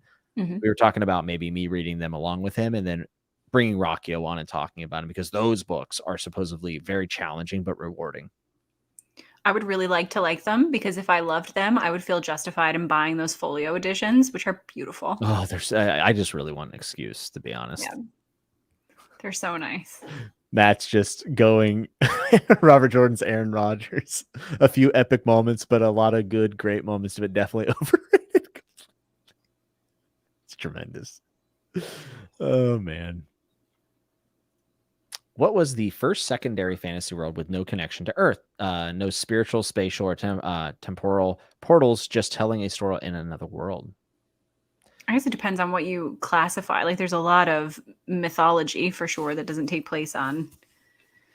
Weird. Right? I guess though there's probably portals in turn and connections to earthly people. Mm-hmm. I don't know. I know the first, like, George MacDonald is credited with writing the first like adult fantasy novel, but there's tons of fantasy that was geared towards children, like a lot of children's lit. Yeah. That was fantasy-esque. Interesting question though. Yeah, a third space maker. I don't know if I have that answer, but I kind of want to know now. So yeah, maybe one of the people in chat can do some research. Stop banning people from reading in prison. Yeah, so they banned it because of the violence. They thought it would encourage the prisoner. Depends on if they're also banned from watching season 8. But yeah, there are they're banning books that they feel that are too violent for prisoners, which is a fascinating concept. Anyone planning on getting the new Silmarillion edition to match up the bind up with the stenciled edges? Looks great. I probably will. I have too many copies of Tolkien's works. I have way too many. Impossible. Yeah, the new Silmarillion, I think, is going to have Tolkien's, and I changed my pronunciation, Tolkien's illustrations, like the ones that he hand drew. So is it like this one? Like it matches with this book, the one with like the red edges? I think so. Yes. Nice. So it'd be great for people who are trying to collect those. I'll buy that. Yeah, Wolfe is so interesting. A lot of people have been getting into Wolfe recently. I think Moyd did or is doing a read along from Media Death Cult. Or is it Death Media Cult? It's Media Death Cult. I always mess up the sequencing of those, but I know that he was doing a read along and people were really excited about that. Okay. No joke. Where do you keep them other than this room? Like, do you have any other places that you store them? Yeah, so I have up in the living room, I have a whole entire shelf. I'm still Kelsey bought that shelf, so I'd stop putting books on the dinner table in the coffee bar, and I still stack books there. I have 2 totes here. I have boxes right here. I have an entire shelf that's just George R.R. Martin, because I now own all of his fiction, not just A Song of Ice and Fire. Yeah. And I keep stuff in the bedroom next to my bed just in case I get the hankering for some reading before bed. And then I have my Kindle. It's a problem. It's not a problem. Or if it is, it's a good problem to have. I would like to think so. If I had another double banger like these ones back here, I think I'd feel a lot better. You can actually see a bunch of stuff piled up right here next to my shelves. Mm-hmm. Yeah. So we're reaching critical mass. So I'm trying. Connor just keeps accusing me of hating Tolkien, hating reading. And my wife says, and everywhere else in the house. There we go. It's true. They're decor, it's part of your home aesthetic. Yeah, and books are really heavy when moving, and I'll be moving soon, hopefully, if we can find a house to buy. That's not $1 bazillion. We'll see. But I have a bone to pick with you, Sarah. Like, I'm kind of beefing with you right now, and like I don't want to be aggressive, but I've been in a fight before. I've made someone bleed. Really? Yeah. How'd you do it? I punched him in the face. Did you break their nose? I did. And I had to call and apologize. My mom got mad at me. How old were you? I was 13. What'd they do? Kissed my friend without her permission. So did you punch a boy? I did. Sarah, you're such a Chad. That's awesome. See, this is why prisoners can't read fantasy. Because that's true. I was reading too much fantasy. You said wasn't allowed to read any more Stephen King after that. Yeah, you got a little fired up. You thought you were a gunslinger. But what's your beef? I'm here for it. Well, we did an Emperor's Blades live stream last night on Alan's channel, which thank you, Alan, for hosting that. It was a wonderful time. We talked with Jake Bishop as well. And, we kind of said that we didn't like the book very much. And you're continuing this series, but you haven't read Mad Ship yet by Robin Hobb. And you loved Ship of Magic. I What's loved going on? it. Explain I yourself. loved it. Explain what's going on. So the problem is that I agreed to read too many things with too many people that I care about for the first 4 months of the year. And if Alan is still there, I know that he will appreciate this. I got in a lot of trouble for this. Like my mom made me call his mom and apologize. Terror punching a boy's why my daughter's going to read tomorrow. But I agreed to read too many things with people, and I didn't want to back down on any of those things.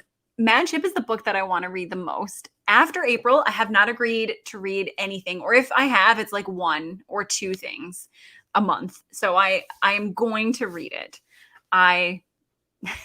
Yes, Alan, I believe in like reading loyalty. Penny. Where are we swapping out Tagana for Mad Ship? But I do really want to read. I loved Chip of Magic. I really did. But the good thing about it, when you love a book that much, the details really stay with you. Like I do not feel that I will be hindered by starting Mad Ship whenever I do, which is going to be May at the latest. Like if I haven't started it, I will start it on May the 1st. But I really want to read it, and I want to read the whole trilogy because I feel like there's gonna be so many things I'm gonna want to talk about. Yes, it definitely has a slight cliffhanger of an ending, and I think that you would probably be wanting an to go into advantage book 3 to read Ship of Destiny. Yes, definitely. All right, I'm looking forward to it. I do know what you mean though about sticking with you, because like I feel like I don't have to rush to read Excalibur and the Warlord Chronicles because I am just with Durful in my head right now, and I've been thinking about everything, all the sad stuff that happens in book 2. So I do understand, but I just needed to keep you in check because. Don't worry, I hear it every day. Okay, making sure. I don't hear. The only reason Jake joined my Discord was so that he could antagonize me about. He does Mad that. Ship. He does that. He is. He's the live ship crusader. There's a few of them, but he's definitely at the top, top of the pile. Actually, I'll take this question first. So, A Journey for the Pages says, Robin Hobb question. I liked AA when I first read it, but I feel like the further I get away from it, the less I like it. Does RA raise the bar?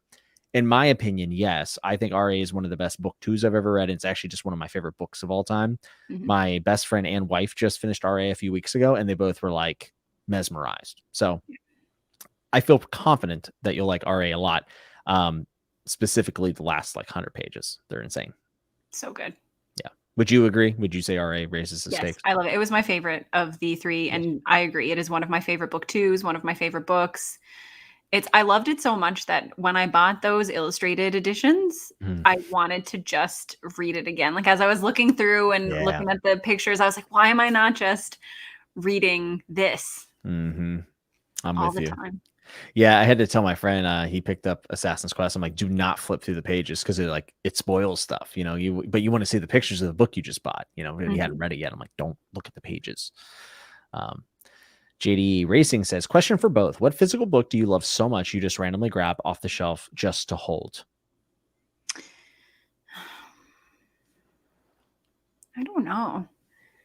I pick up and hold my books a lot, all of them. Honestly, for me, it's pretty much just my Folio Society Game of Thrones. I pick them up and flip through them all the time. I love them. They're so good. I like when books are a little bit textured, like some of the comic books that I have where you can feel the front. I do like to pick those up, and I know Leslie from the Nerdy Narrative has like a book sniffing thing. I like to keep it PG, but I like to fondle my books sometimes. Like I'm not into that. Fondling, you're punching. I mean, you're learning a lot today. You used to be a role model, but now you're going to be banned in Connecticut prisons soon. That's true. It's a good thing I'm not a forensic psychiatrist. They wouldn't let me treat anyone. I do like my favorite book that I own is my copy of Song of Susanna that is signed. Oh, that's awesome. I do love my Dark Tower books, even because I got the trades that were like reprinted and they're all like colorful and stuff. I even love those, but I always pick up first editions, original covers if I see them. My friend just got me a first edition original print of Wastelands. He found it in Pittsburgh. I was like, buy it. just immediately grab it. Yeah. I'll probably never find the Gunslinger hardcover for less than like I'm probably underestimating. Baron could tell me, but like $2,000. That's true. Baron could tell us. He probably has that He that is the book information right collector. at the forefront. Yep. Yeah, Baron is definitely an enabler in my patron Discord, and just getting people, him and Kev get people to buy books all the To buy time. books. Baron's books are so nice too. He has some of my favorite shelves, very consistent. They're beautiful. Elder Drew says, guys, in your opinion, what's the best completed fantasy series, and why is it Malazan? I don't know if I could say what's best, because that means so many different things to other people. But like what come to mind for finished series is definitely like Realm of the Elderlings and Malazan for me, because they're so distinct in my brain. What about you? I mean, this is interesting. Actually, I have a whole video planned out to put out next week about best versus favorite, because this is something I brought up on my Discord and asked a bunch of people. Like, what are your favorite books? And do you think that they are the best books you've ever written? Or what are the best books that you've ever read? And are they your favorites? And why? And what made me think of this a long time ago is I read the book A Confederacy of Dunces by Jonathan O'Toole. Maybe, is that his name? I've never Last name heard of this. is O'Toole, which it's literary fiction. So it has nothing to do with fantasy, but it is an incredibly written book. It's like a picaresque, it's a satire. And the main character, whose name is Ignatius, is my most hated character that I have ever encountered, ever read, Really? ever looked at, ever heard of, like anything. Reading that book was one of the most painful experiences of my entire life, because I loathed this character. But the book is phenomenal. I would say it's one of the best books that I've ever read. I would say yes, in terms of like, if you are trying to the best of our ability to be objective and like measure things in terms of just like technique, style. And even what does that mean though? Right? Yeah. What does it mean? It's futile. But books that I feel like could be, receive accolades and deserve them. It's a great book. But he is infuriating. And even thinking about it now, I remember where I sat when I read this book, because that is how much hatred it brought out of me. Really? It is hilarious. And it is like, the writing is excellent. But I hate it. I gave 2 stars on Goodreads. And it was because of the experience. I was like, this was one of the most painful things that I've ever been through. And he is a great character because he's so annoying, Teresa. That is absolutely right. Like, the way that he is written, he feels so real. And I guarantee that you have met an Ignatius, an Ignatius, and you freaking hate that person. Like, he is one of the people that you hate the most. But it's an amazing book. So like, what is best and what does that mean and how do we define it and what do we enjoy? Like, my favorite 2 series are Lord of the Rings and The Dark Tower. Yeah. But, do I think that everybody's going to like them? I have read Of Mice and Men. So sad. Indeed, there is. Yeah. So I don't even attempt to answer the question best. Yeah. Like, I don't even know if I'm interested in that category. Yeah. But what I am interested in is my favorites and what I think is very formative for me as a reader. And that is why it'll be extraordinarily hard for, even if it's not finished. A Song of Ice and Fire has been so instrumental in shaping me as a reader and getting me to read more. But there's so many good, like Dark Tower for me has to be a pillar of my taste buds, because there's nothing like it. There's something about stuff, even if like I don't love it as much as some other people, there's things that are just so unique and stand out. And I think that those are very compelling arguments for being important, because there's a lot of Tolkien derivative fantasy that's probably really, really good. I mean, you have to say it, like Memory Star and Thorn is kind of a cross between Arthurian Tale and Tolkien, and then Tad's weird ideas that are awesome. But I still think it's really good, even though it's derivative. But you look at something that's kind of stand out on its own, like Dark Tower, you got to give credence to that, right? So, yeah, it's an interesting question. Yeah, and when I say that I'm not interested or whatever, and I think it's futile, that doesn't mean I don't think people should try to answer. It's just I'm not the guy to do that. So, I also there is, when you make a video about best, there is a perceived ego that comes along with that. And I have never wanted to be that person. I have never wanted anyone to think that I am speaking in objective terms. I'm very, very careful about pre-qualifying statement. Like I like to let people know this is just a dummy's perspective. This is just You my don't give yourself perspective. enough credit. Well, why should I? I'm a dude with a webcam. It's not that big of a deal, right? But I do think when people say best, then there's some sort of authority behind that. Like you're saying, I have cracked the code. So I've never really been interested in making that. And then my top 5 changes all the time, depending on my mood. So it's tough. It is and like, tough. where does Lord of the Rings go into there? Because that's very formative for me. Like, how does it fit in? Yeah. It's hard. I will admit that it's hard for me to let new books take over books that I read as a kid or, in my early reading life. It's so hard to push those out of the way. Yeah, it is. Which is where the Mary Stuart / Warlord Chronicles thing comes from. Like, and that's what I'm saying. If I read them now back to back, would I like Warlord Chronicles more? Maybe, but it's almost impossible for me to let go of that series. Yeah, absolutely. And Elder Drew, no, you're good. There's nothing wrong. Your question was totally fine. I was just kind of explaining why I wasn't answering it exactly. That's all. And also, like, how do you judge a trilogy versus a 7-book series or a 10-book series? That's very tough because Warlord Chronicles to me, I think, it's only 3 books, but the 3 really good. I haven't read the 3rd, but I'm assuming it's going to be as good as it is good. 3 really, really good books.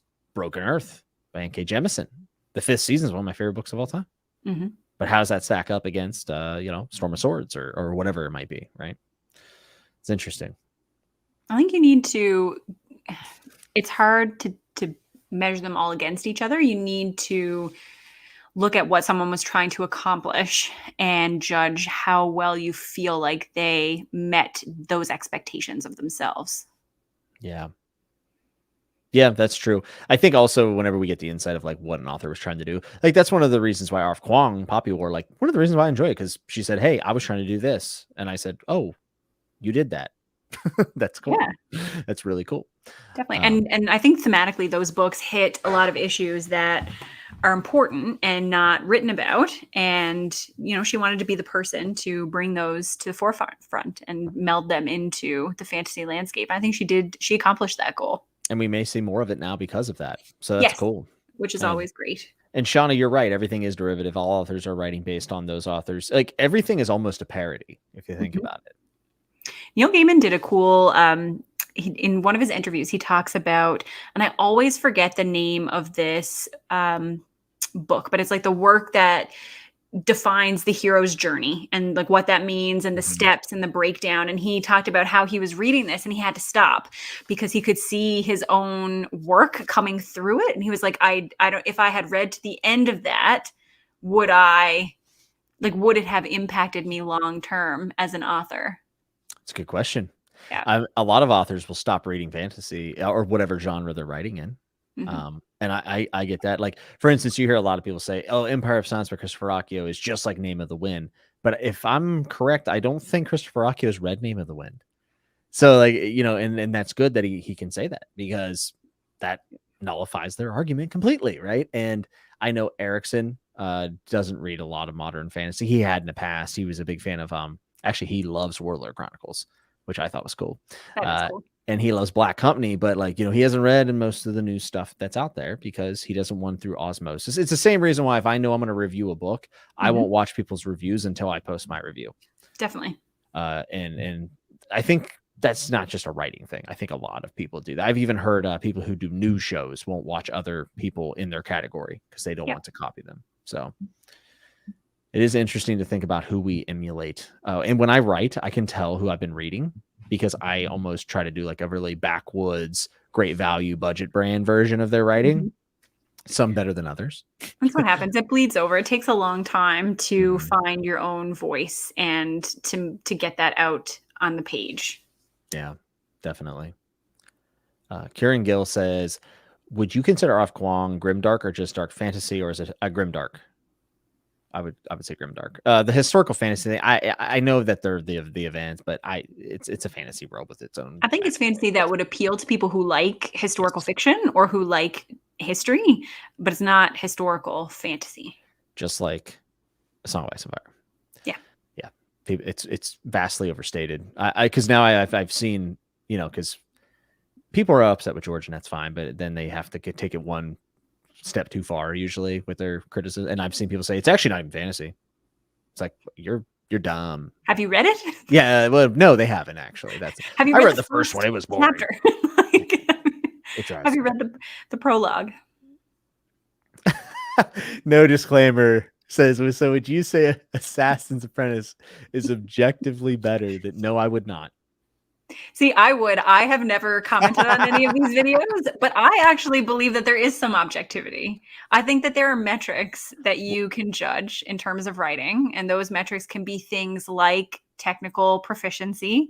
They can be things like utilization of tropes. They can be things like, internal consistency. Like those are all things that we can measure in some capacity. So I think that there is an element of objectivity. I don't think that you can be truly objective. And I think in terms of entertainment or enjoyment, there is no objectivity because that is purely a subjective experience. Mm-hmm. But I am, again, an outlier in this way that I think that I think that there is some objectivity. And I think that it's hard to talk about it and to get that point across in a way that is not inflammatory maybe, but it's okay. I'm all right on this hill. I'll stand up here. I think so. I would never say that there's absolutely no way that you could do it, but I will not say that there is because I don't think I have the wherewithal to defend that stance. So that's why you'll never hear me say that. And I think it's very easy to argue all of these things. Like you said, internal consistency. I can just say, I thought it was internally consistent. Yeah. Right? Like, what do you say to someone who said, no, I thought Emperor's Blades was a 5-star masterpiece? And there are people who think that. Totally. Yeah. And I think because enjoyment is a lot of where our ratings come from. I think for a lot of people, you get that feeling, that sensation when you finish something. But I think critically, we can extract some points and go from there. Yeah. Has the Name of the Wind. Okay. My mistake. I'm sorry. My mistake. And I think it's when a specific narrative device becomes well known because of a really popular book, people are going to think that, that author is the first and only to be responsible for it, which is just not true. And actually a lot of people who've been reading for a long time get a little bit frustrated about that with like A Song of Ice and Fire because Stephen Donaldson was doing things similar to what George does many years before. Decades before. And actually Roger Zelazny was as well. I saw a lot of Roger Zelazny after reading it in Wheel of Time and A Song of Ice and Fire. A lot. More so Zelazny and Robert Jordan because like light, pattern, all that stuff is actually in the Book of Amber, which is really interesting.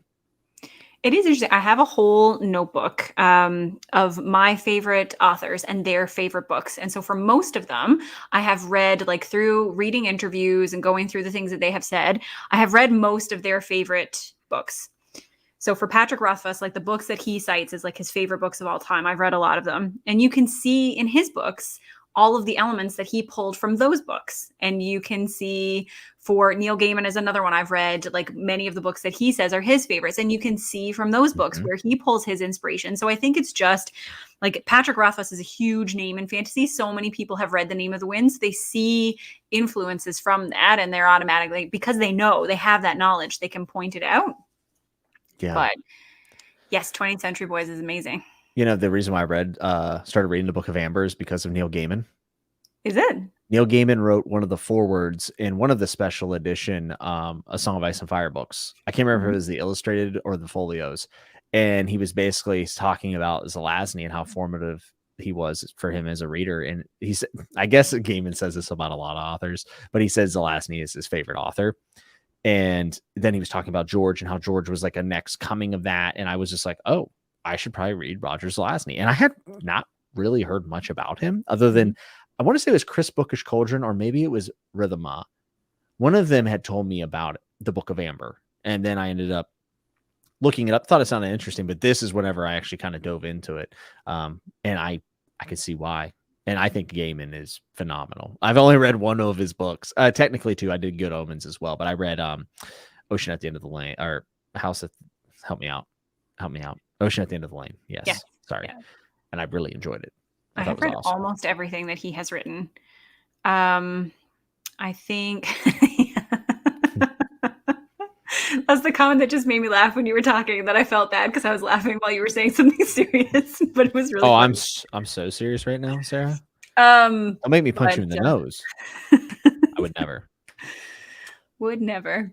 But yeah, I love Neil Gaiman. I think he's so smart. And I think part of the issue with him loving so many things, like he talks about this a lot, like he was that kid at the library reading all the fantasy books. So all of these precursors to modern fantasy, he read them all. He read them all when he was a kid and loved them. And clearly they were very impactful.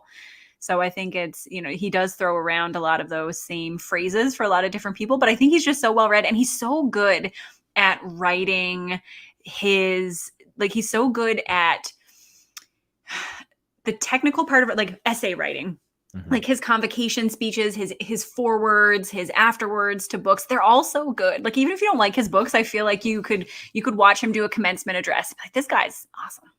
Or you should. It's funny because I haven't read Name of the Wind yet. And I think Evie said, do I throw myself in the fire by now saying I DNF'd Name of the Wind? It's all good. It's a polarizing book because it's so popular. But I've not read any Patrick Rothfuss's work, but he reviewed Ocean at the End of the Lane. And I remember reading the review and I said, oh my God, this is the best written review I've ever read. Like, I loved reading his review. And I'm like, I know I'm probably going to love Name of the Wind because it's a really weird thing to draw from. But you're right. Like, Gaiman also in his foreword, when he wrote it, it was brilliant. Also, Cornwell wrote Georgia Ford for his illustrated edition as well, which was really nice. It was really, really I love reading forwards. The only trouble is sometimes they have spoilers. So you kind of have to read them after you read the book if it's the first time you're reading. Oh yeah. Cornwell spoils the entire book. I read it and I was like, I'm glad this is not, the My first time I'm reading, because you just spoiled the entire book. Yep, most of it. This happened to me. So I read Parable of the Sower last year, and it has a foreword by N.K. Jemisin. And so I knowing what I know of forewords, I was like, okay, well, I'm not going to read this until after I read the book. So I read the book and I was like, yes, time to read N.K. Jemisin's foreword. So I went to read the foreword and she spoiled the second book. Like, come on. And I actually have those books back there. And those are books I'm really wanting to get to because I've heard they're don't read the foreword until you've read Parable of, what's the second one called? And I would have read it too because I like N.K. Jemisin. So I'm glad you told me that. Yes. Yeah. So it was a great foreword and very interesting. A lot of insight into her like personal writing journey, but don't read it until after you've read both of them. Octavia Butler was instrumental in a lot of ways for a lot of different people. Paul Johnson says Zelazny standalones are great too. Lord of Light and Creatures of Light and Darkness are both great. I've heard Lord of Light is one of the best science fiction works of all time. So I'm actually more excited to read that than to continue the Books of Amber because book 2, Guns of Avalon, lost me a little bit. They're short. They're like 180 pages. They're so fast. But it lost me a little bit. Yeah, Neil Gaiman is objectively. Oh no. What have you started, Sarah? I'm sorry. People are going to be punching people in the nose and throwing Neil Gaiman books. This is going to be. These are the kind of things I actively try to get people to talk about. People are like, I never talk about this. And I'm in my Discord. I'm like, okay, guys, best versus favorite. Bring me all of your opinions. I'll tell you who also does a lot of interesting kind of topics like this on their videos is Bookborn. Yes. Bookborn, who was on the show a couple episodes back and was wonderful. She is not afraid to go into the fire, and I respect that. Not that I think like you shouldn't talk about these things. It's just like I don't necessarily have a strong opinion, I guess. On some I watched the first time I ever saw Bookborn was her episode of Jeopardy with Alan. And I think they were 4 minutes into the episode. And I was like, this person, I feel a kinship. She guaranteed we think a lot alike on a lot of things. Cause like you could see that like really intense, like type A drive. I was like, yes, I feel a kindred spirit here. So I sent her a message and she was like, yes, we are. We hit it off. So, we had been on multiple live streams, and me and her are like very different. She's very optimistic. I'm very pessimistic. She reads different stuff than I do. We have some crossover, obviously. But we did a first law stream together, and we had a great time talking. And then I think we did maybe it was a Hob. We might have did another Abercrombie stream together, actually. But having her on chatting with Nuts, I think we hit the 3-hour mark, and it just flew by because we're just both passionately disagreeing with things, not each other, but just things we're bringing up. Like, don't you disagree with this? Yes, I do disagree with that, and it's a lot of fun. And she makes very thought-provoking videos. Agreed. And she does really great stuff. I think I would love to watch your video about favorite first best. I think it's an interesting topic. It's gonna, yeah, but I do really like her channel. And I'll still sit on the fence at the end of it, which is the best part. Pick a side. Yeah, pick a side, or both sides hate you. That's generally how that works, right? What's the hot take? The hot take was Paul Johnson going into the fire saying, "Hot take: I do not think Gaiman is a good writer. Throw your tomatoes." No, I'm just kidding. Like Deary dropped her opinion the other day in Discord that she thought Gandalf was uninteresting. I was like, that take is hotter than the How do I ban her from my channel? Is it the $3? Oh, I'm only kidding. Everyone knows Moraine's the better Gandalf. Kidding, by the way. Oh my goodness, I'm kidding. Yeah, the Sandman is something that me and Sarah have talked about at length, I feel, because I'm really interested in them, but I think I'm going to do the audio because the comics are a little harder to get where I am. I know I could order them offline, or graphic novels, not comics. I'm sorry. Oh no, there's more Gandalf hate? Yeah, get out of here. I cannot support this. Yeah, I think Ocean at the End of the Lane is fantastic, but I'm very much an atmospheric reader. It reminded me somewhat, and then maybe you could answer this, but does he remind you a little bit of Stephen King? Yes. Yeah. Okay. Cool. And actually, when I read Boy's Life last month, it felt like a mashup of Stephen King and The Ocean at the End of the Lane. Those are the two, like, if you take it or Stand By Me or The Body and like mush them together, like that is the feeling that you get when you read Boy's Life, which was a fantastic book. Yeah. Boy's Life is something I want to get to, and also Swan Song. Swan Song is happening this year. Raisin says Berserk, hands down, best dark fantasy. It has to be up there for me as far as like the overall story and narrative. Yeah. I need to start Berserk. I don't recommend. You can read it, but I didn't recommend it. I never recommend it. I've wanted to read it for a really long time. If you want to be entertained, go back and watch. Go back and watch me and Christopher Rockius chatting with Nuts, where we dance around recommending Berserk for 20 minutes. We both are just so uncomfortable because even just bringing it up can spark so many emotions because it does not pull any punches. It deals with some heavily traumatic themes and events. And yeah, I think Berserk's phenomenal. That's why I've been covering it on my channel. It's been so much fun. Emily Reed says, I haven't read Lord of the Rings. Tom Bombadil killed me. That and taking 100 pages to leave the Shire. DN. Emily, why you gotta come in here and hurt me? why you gotta do that? Sarah, does that make you want to punch someone? No, I've since mastered those rage issues. But I'm proud of you. I was a kid when I read Lord of the Rings for the first time. Like I read them for the first time when I was 10. So Tom Bombadil really appealed. Like when he was not in the movies, I was mad. I after reading I watched the movies, then read the books. I like Tom Bombadil, actually. That's my favorite part of Fellowship because here's my hot take. I don't like the Council of Elrond in the books. Really? Now, maybe I'll feel different the next time I read it, but I don't know. I'm just like, I know, let's get it. Let's go. There's just something about it. Fellowship is by far my least favorite book of the three. Like it's not, and I know they're all one or whatever. But what about for the movies? You have to love the Fellowship movie. Oh, the Fellowship! I love all those movies. Yeah. There's not a weak one in the bunch. It's one big movie. Let's be honest. True. Yeah. Can we put this to bed? Lord of the Rings is one big movie. I mean, it's one big book too.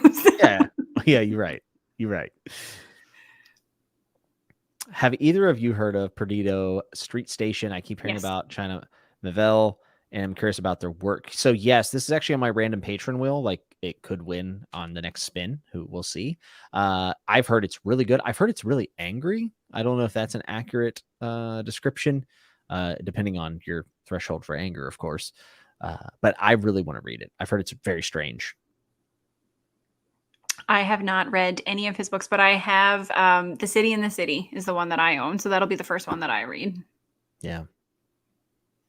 I want to read more of China's work. Actually, I think it would be great, and I'm going to be also reading, hopefully in April, because my reading is slowed down and probably will be a little bit stifled as I hunt for a house. But I'm really hoping to start Grace of Kings in April, and I'm really excited about that. I'm not going to read any big books. Yeah, I know it's actually not all right. It's a thickie, but The first one, but they just get like I know, and there's 4 of them. Yeah. Jeez. And then I got to start reading Wars of Light and Shadow by Janie Warts probably by May or June. So I got also chunky, right? Those are also big books. They're actually not. So the first one's big. The first one's real big, but it also works as a standalone, which is kind of cool. Okay. And her other ones are a little bit slimmer. She trimmed them down. I also really want to read her standalone To Ride Hell's Chasm. I've heard it's really good. It's like 5 days, and it covers all 5 days. So I'd like to check it out.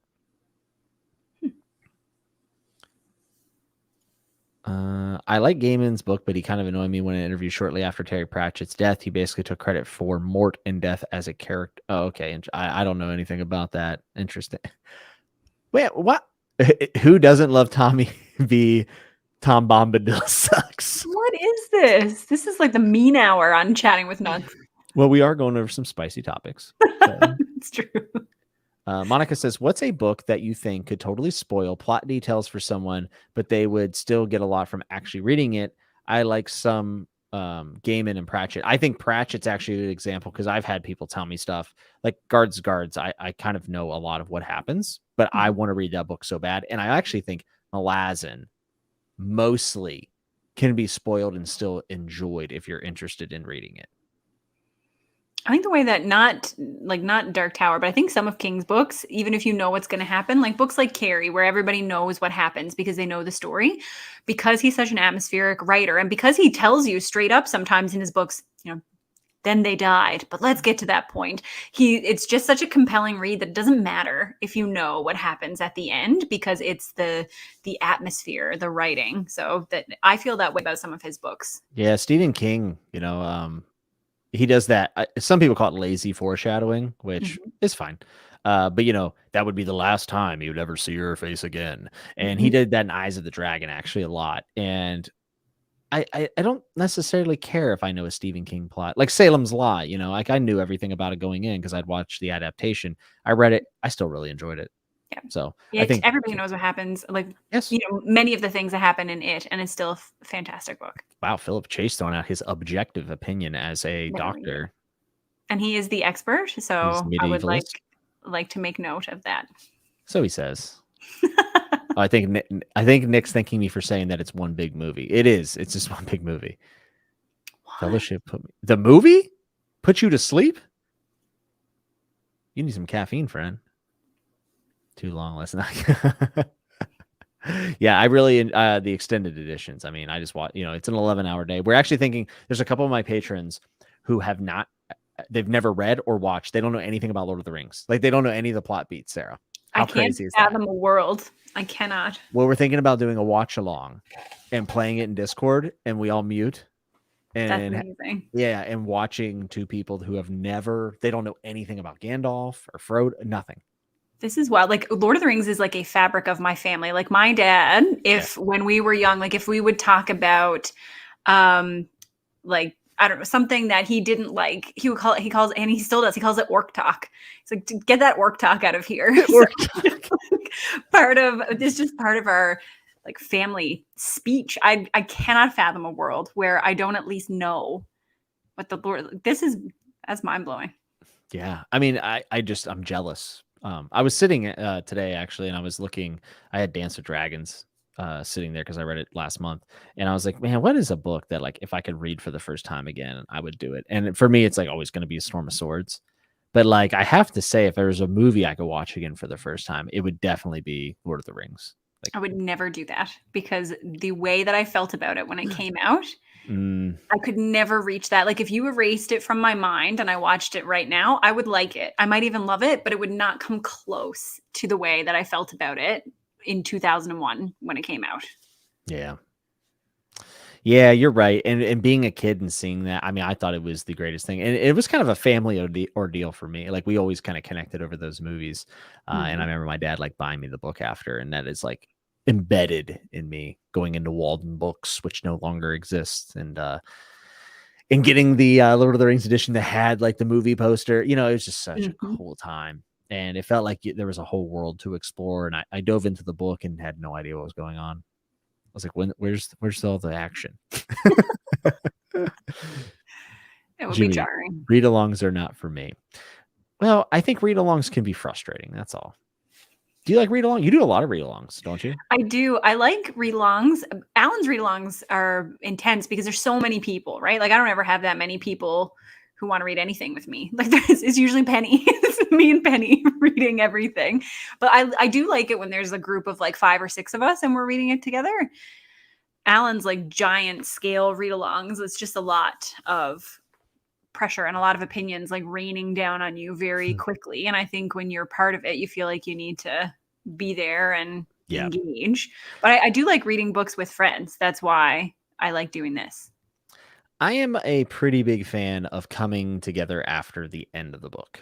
I actually had a talk with AP about this in Florida, and we were talking about like splitting a book up or whatever can sometimes be harmful because a part can be a slog, but it has all types of payoff later. And it's interesting if you all come together and part 1 and you say, oh, that part was just a big slog, didn't make any sense, blah, blah, blah, blah, blah, blah. I can actually think in live ships, actually, in Ship of Magic, there's an entire line of like chapters that don't make any sense. And if y'all come together and say, hey, this didn't make sense, we all agree this sucked. Great.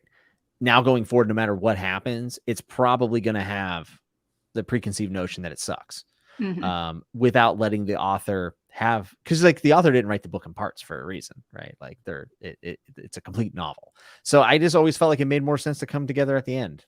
And that's what is really nice is reading a book just after someone else has read it or reading someone's favorite book, because then you can send them messages as you go through and be like, oh my God, this just happened. Like that's the best thing about Dresden. It's like I will message people who really love Dresden at certain points in the books because like amazing things happen and you need to talk to somebody about it.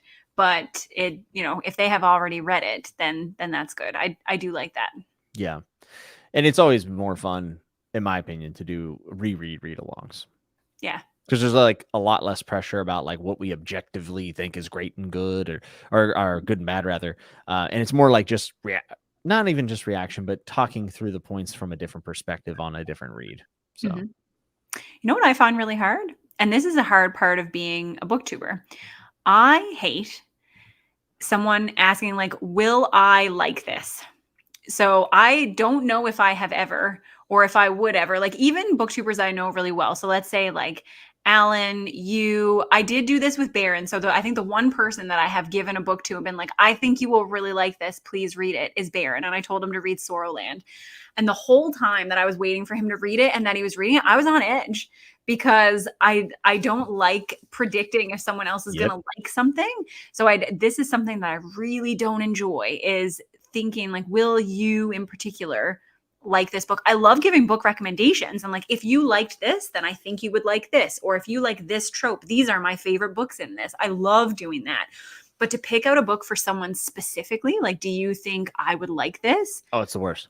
Ugh, no, thank you. In fact, if I say I think you're going to like this, I mean it wholeheartedly because I try not to say it. There's someone reading Malazan in it's Amanda. She's awesome. And she was going to read like book 5 of Malazan. I said, this is going to be right up Amanda's alley. Amanda did not like Midnight Tide. And I'm like, well, I will never predict again. Go back under my rock now. Yes, I am a fool and everyone should know that. And I definitely don't. I had a friend and he's a good friend. And he's like, hey, I saw you run a channel. I want to start reading. What should I read? I'm like, I'm terrified to answer this question because I am now solely responsible if you continue to read after this or not. Your future's in my hands. And I like some crazy stuff. Like, I don't know if I feel good about just handing R. Scott Baker to someone and going, have fun. This is your first foray back into reading. Here you go. Yep. Enjoy. And the closer you are to someone, the more pressure to feel. So like Alan just said, he's fairly easy to pin down if he'll like something or not. I agree. I feel like I understand Alan's taste. I think when he is reading something, I can make a prediction like, this is going to be an Alan book. Like I can see him liking this. I'm looking forward to the review. Yeah. But if I picked something and gave it to Alan and he didn't like it, I like, this is the end, I guess. Like I'll just never give an opinion again. It was too much. Yeah, I have like a whole pre-qualifying list of things that I have to ask the person, and it changes depending on the person. I will say the one thing about Alan is Alan's taste, I think, is one of the most publicly acknowledged and known out of everyone. And I think that, and I mean this in a good way. I mean, I think Alan is mega consistent. He's very upfront with what he does and does not like. And everybody knows. I do the same thing when I read a book. I go, would Alan like this? And the answer is, if it's sold more than 100 copies, no. I'm only asking questions about popular books on Jeopardy. Yeah. It's definitely going to be my pre-show breakdown. Alan has never read a New York Times bestseller. Is that going to affect? Yeah, Brent, I feel the same way about like Berserk and stuff like that. It's actually the same thing with Malazan. I don't really recommend Malazan to many people. And I always feel like if someone like reads like one of the grimdark books that I love, they're going to read it and go, oh, that was thanks. I appreciate it. And then go away and go, something's wrong with Jimmy. We don't invite him over anymore. Is he okay? Yeah, he's a sicko. I get this fear. This is what happened. My parents got a phone call. I told this story on Mike's channel, so I'm sorry if people have already heard it. But when I was in grade 2 or 3, we had to write a story for Halloween. And they do them on like these papers where like, the top is blank and then you draw your picture and then like the words are underneath. And I wrote a story about, I don't remember, it was like vampires. Something came to town and killed everyone. And like that was how the story resolved, is that everyone was dead. I'm pretty sure I drew the picture of like all the dead people at the top of the page. And so my parents get a call from the grade 3 teacher and she's like, is Sarah all right? I think you might need to talk to her about her Halloween story. And so then my dad tries to he sits me down and remember this conversation so clearly. It's like, Sarah, so you wrote a Halloween story. And I was like, yeah, I did. It was awesome. And everybody died. And I was like, well, yeah. There were monsters, Dad. He was like, okay, yeah, sure. That was the end of the story. But I do remember my teacher being like, is everything all right with her? The answer was probably no. But time has told that tale. But yeah, I don't know. That's awesome. I remember basically writing a story when I was in like 2nd grade, and it was about my mom telling me to clean my room and then me like not cleaning my room and then realizing she was coming up the stairs. So I push everything from underneath the bed. And then when she walks in the room, it's like, did you clean your room? I'm like, yeah. And then like the bed explodes, with laundry. And then that kind of clued my mom in on how I was cleaning my room because she read it, That's really cute. I kind of outed myself.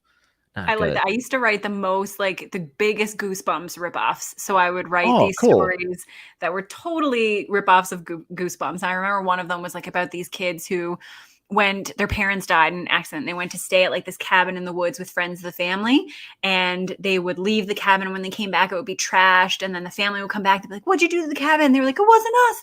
We just came back and it was like this. And this happens like several times. I'm too excited.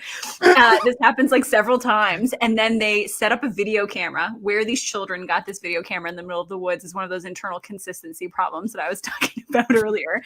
But they set it up and then they see that the relatives are monsters. And so they're watching the video, and as they're watching and they watch the relatives turn into these monsters and like trash the cabin, they hear them coming home and they're like coming up the steps and they're like, what are you watching, guys? And then it like fades to black in the way that like the Goosebumps books used to, I did just break my microphone's nose, in the way that the Goosebumps books used to fade to black. But do you still write? Man. Do you still write? Sometimes, yeah, I do. I have written a fair bit. I have always written a lot. I used to write. This is like the Sarah intimate hour. I used to write a lot of fan fiction for a long time. For what? I don't write that as much anymore, but there was a good like 5 or 6 year period where I wrote a lot of fan fiction, which is actually, I think, really good writing practice because For what though? What series? well, like for what fandom? Yeah. I will not disclose that information. I do not want What do I anybody got to do? What do I got to do? Where's your Amazon wish list? Where is it? This is inappropriate information to give out in a live stream. That bad? It's not bad. It's Can I read it? inappropriate. Can I read it? But it's good because you get instantaneous feedback, which is Yeah. good. And there's like a good community of people, and it helps when you have a pre-established world. Then it helps with things like dialogue. It helps with setting a scene, atmosphere, those types of things. So I did that for a long time. I have attempted to write like various things in various genres. I have finished like I would say like 3 or 4 things, and like probably like Andrew or my sisters have read them, but every writing, like every piece of writing information that you get says like just let go of the need to feel like it's perfect and just relax. No, but I'm tempted now. Well, Erickson said this, and I know people are like, we know, Jimmy, we know. But I think it's like one of the best things I've heard is you have to kill the inner critic. And that's really hard for me. You have to really, really hard. Unmercifully murder your inner critic and just get it done. You know, and that is the hardest. That's the hardest step, I think, for most people. So I for one do want to read your Empire of the Vampire fanfic. Do you? Yes, very much so. Very, very much. Sarah wrote Buffy fanfic. I could see. I thought it was Dark Tower because Dark Tower is the one series I've ever read that I said I would like to write fanfic for this because I just love the world. Jimmy, do you know what I have upstairs in my closet? I have my dead body. I have Lord of the Rings poetry, which is like arguably the first fan works that I ever did from grade 6, I think, that are upstairs. If I'm ever back on Chatting with Nuts, I'll bring it down. I would. Like this would be. I have so much old writing that if I had a series like Alan with like a picture O punishments, having to read some of it aloud would be agonizing. Oh, I would love to see you go through that.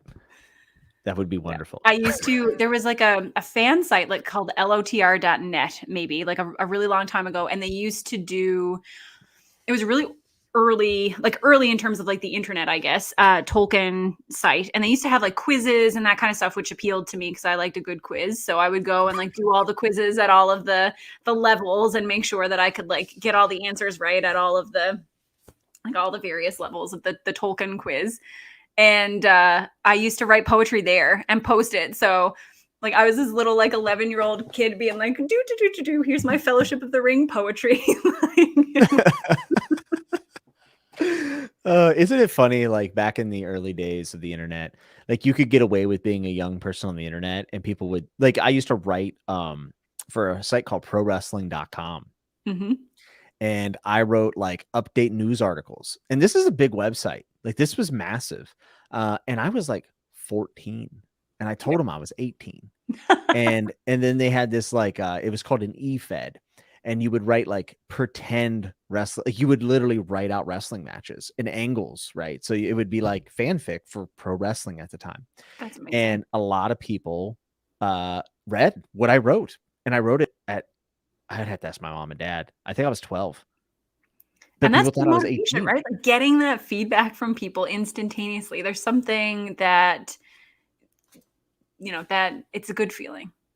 Yeah. Even if it's critical feedback, it doesn't matter. Just getting it so quickly. Because it's hard to send your work to people. It's hard to be like, I created this. Yeah. Can you read it and tell me what you think. Because the people that you want to know, like the people whose opinions matter, you want their opinion, but it's also tough to hear their opinion because it matters.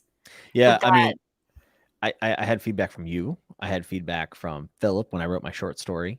And it was good. It was a growing experience, but I do think back on it now and I'm like embarrassed, because it's like, oh God, they saw something I wrote, I still think about it. I really liked it.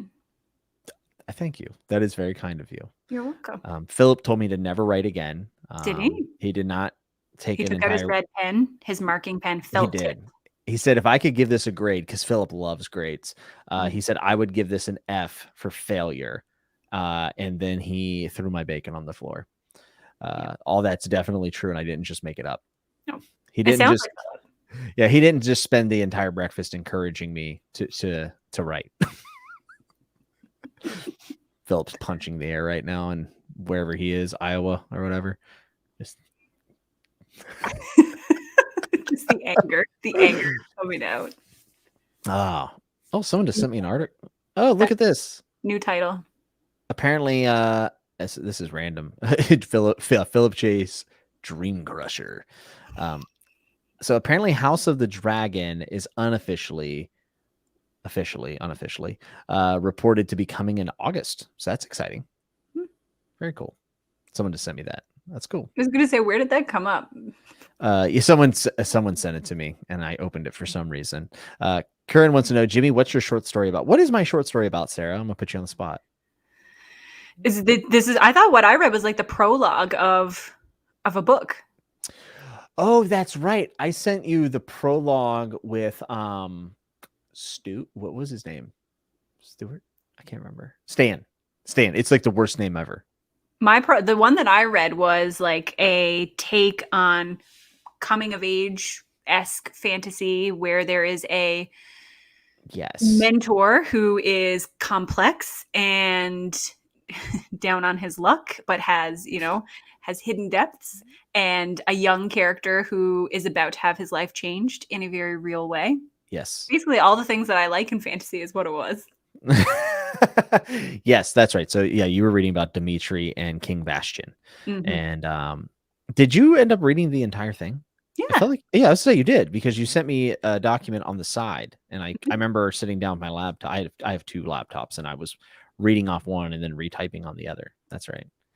Yeah, it was a short story of sorts. It was all supposed to be written around the one scene of a king making his final stand.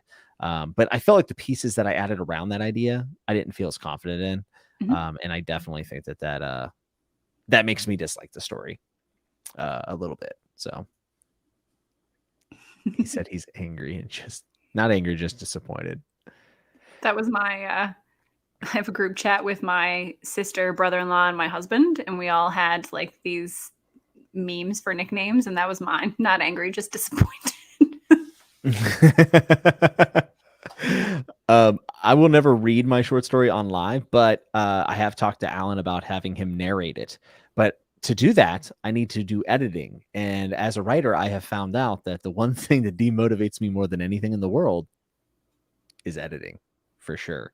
I have a really hard time because I just feel like it's such trash. And then I'm like, how do I rewrite this? Or is this actually good? And then I'm rewriting it and making it work. Like, it's a very mind bending process for me for some reason, where I know as Philip actually prefers editing and he doesn't like to do the first draft. I'm the complete opposite of that. Lee says Philip's silence on your short story speaks volumes. I'm sure he's like running or something. He's playing tennis. You have a lot of talent, Jimmy. I enjoyed your... Well, thank you, Alan. If you had good taste, that would mean something. I'm just kidding. I'm just kidding. You don't want Alan to like your book. It means no one's ever going to read it. I think more people would read it if he hated it, actually, because someone even said, I love First Law, but like, I want Alan to read it and hate it. Is that weird? And I say, no, that's not weird at all. Because if there's anyone that's going to hate a book I love, I want it to be Alan. So much so. Because I love it when Alan hates things. Oh yeah, when he's like windmill dunking on it. I mean, it is. It's the best. There's no one that you could ask to hate your book more. There's nothing better than an Alan rant. It is peak content. Entertainment. It is peak entertainment. This is very true. Whoa. Hashtag logging off. Hashtag unsubscribe. Hashtag unfriended. You've already been unfriended because of your 11/22/63 hate. Not by me. By yeah. Jim. Alan, please don't unfriend me on PlayStation. You're my only friend on PlayStation. He's the only... Oh, Petrick, actually. I did add Petrick recently as well. Oh, Pablo says, in an interview, Robin Hobb mentioned she loved the editing portion because at least it's not a white page. And that is something that AP has put into me, like, you have something. Like there is something completed. Like that is so monumental. Most people never get to that stage. And I acknowledge that, but for some reason editing, I don't know why it taxes me so much. Also, rereading your stuff can be painful after like a month. You're like, did I really write this? And sometimes you surprise yourself and you're like, oh, it's actually kind of good. Sometimes. The potential entertainment would be great. I agree. Yeah. First of all, it's like one of my favorite series of all time, but I would love for Alan to dunk it. It would be great. Also, it would drive home the narrative of Lyanna and Alan being nemesis. So it's kind of on brand, to be honest with you. I agree. I agree with Derry that Alan can sell a book to anyone. Like Alan makes me want to read things that I know I'm going to hate. Like these are all the things that I dislike about a book, but Alan has sold it so well.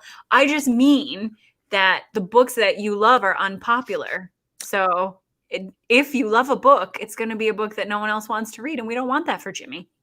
I definitely want to give Well of Ascension another chance because Alan like put it, even though he hated Zane, he like put over the siege stuff so much. And I'm like, man, I should reread that book one day.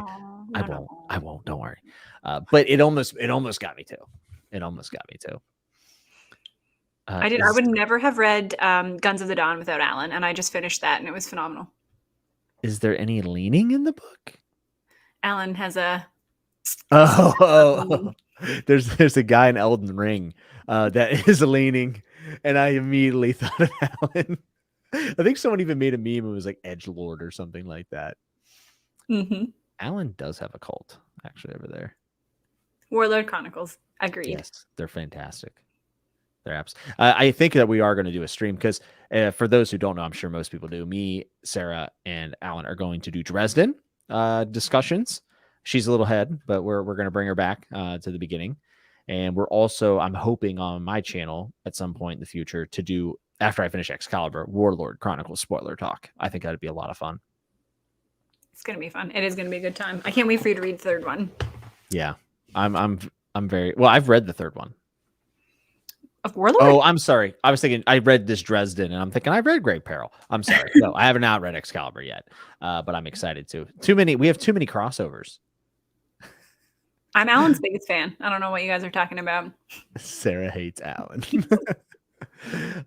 Jimmy, are you going to continue Dresden? Yeah, absolutely. As soon as Alan is done with Great Peril, and we set a time to we try to get in the same month roughly. I'll be doing Summer Night. So this is not a thing where I don't think me and Alan are going to be doing Dresden every month, unless if Alan tells me different. It's kind of like fit it in when I can type of thing. So I do hope that you follow the same path that I did. Like I read them once a month until book 7, and then that was too long to wait. I have a lot of commitments, so I might be forced into these things. They're so fast, though. That's part of the appeal too. Is like many of our commitments are so long, and these books read so quickly. Well, you're not wrong there. I actually read Full Moon in a day. Yeah. Like within 24 hours, which is not something, I know some people do that all the time. It's not something I do. The only 2 books I've ever finished in 24 hours that aren't like remarkably short, like I think I read more in an afternoon, and Ice Dragon is Rage of Dragons and Full Moon. This is something that I found actually kind of hard since I started doing buddy reads. I have a really weird, erratic reading schedule. Right on, Vess. Cheers.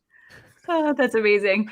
But I will go like days without reading anything, and then I will binge read for like 8 hours on a weekend and blow through most of a book or a full book.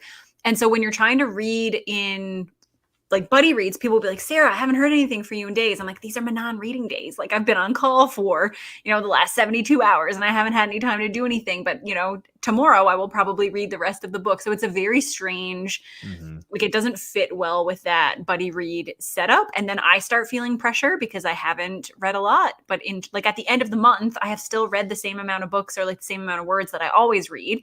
It's just a very, like, I am not a, let's read 100 or 200 pages a day person. Yeah. See, I am. But that's my life. I'm always routine.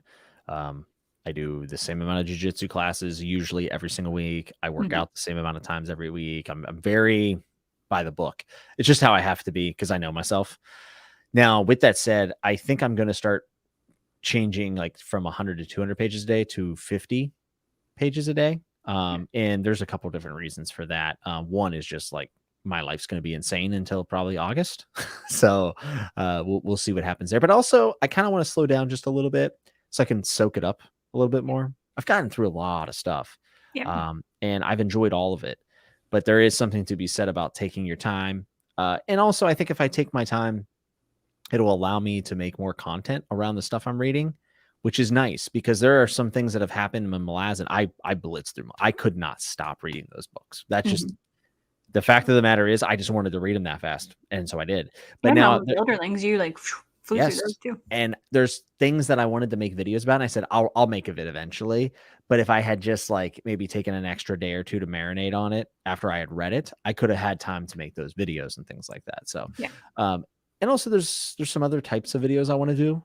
Not video essays per se, but on topics that maybe come up in books. Like I think the fact that the Malazan Empire does not have a patriarchy instilled in it at all, especially at the time it came out, is a really fascinating thing to dive into. And the paper that I heard, or the guy presented, I thought was an excellent launching point to looking more into that. So those are some of the reasons why I kind of want to slow down just a little bit. On top of the fact that my time is a little bit more limited right now.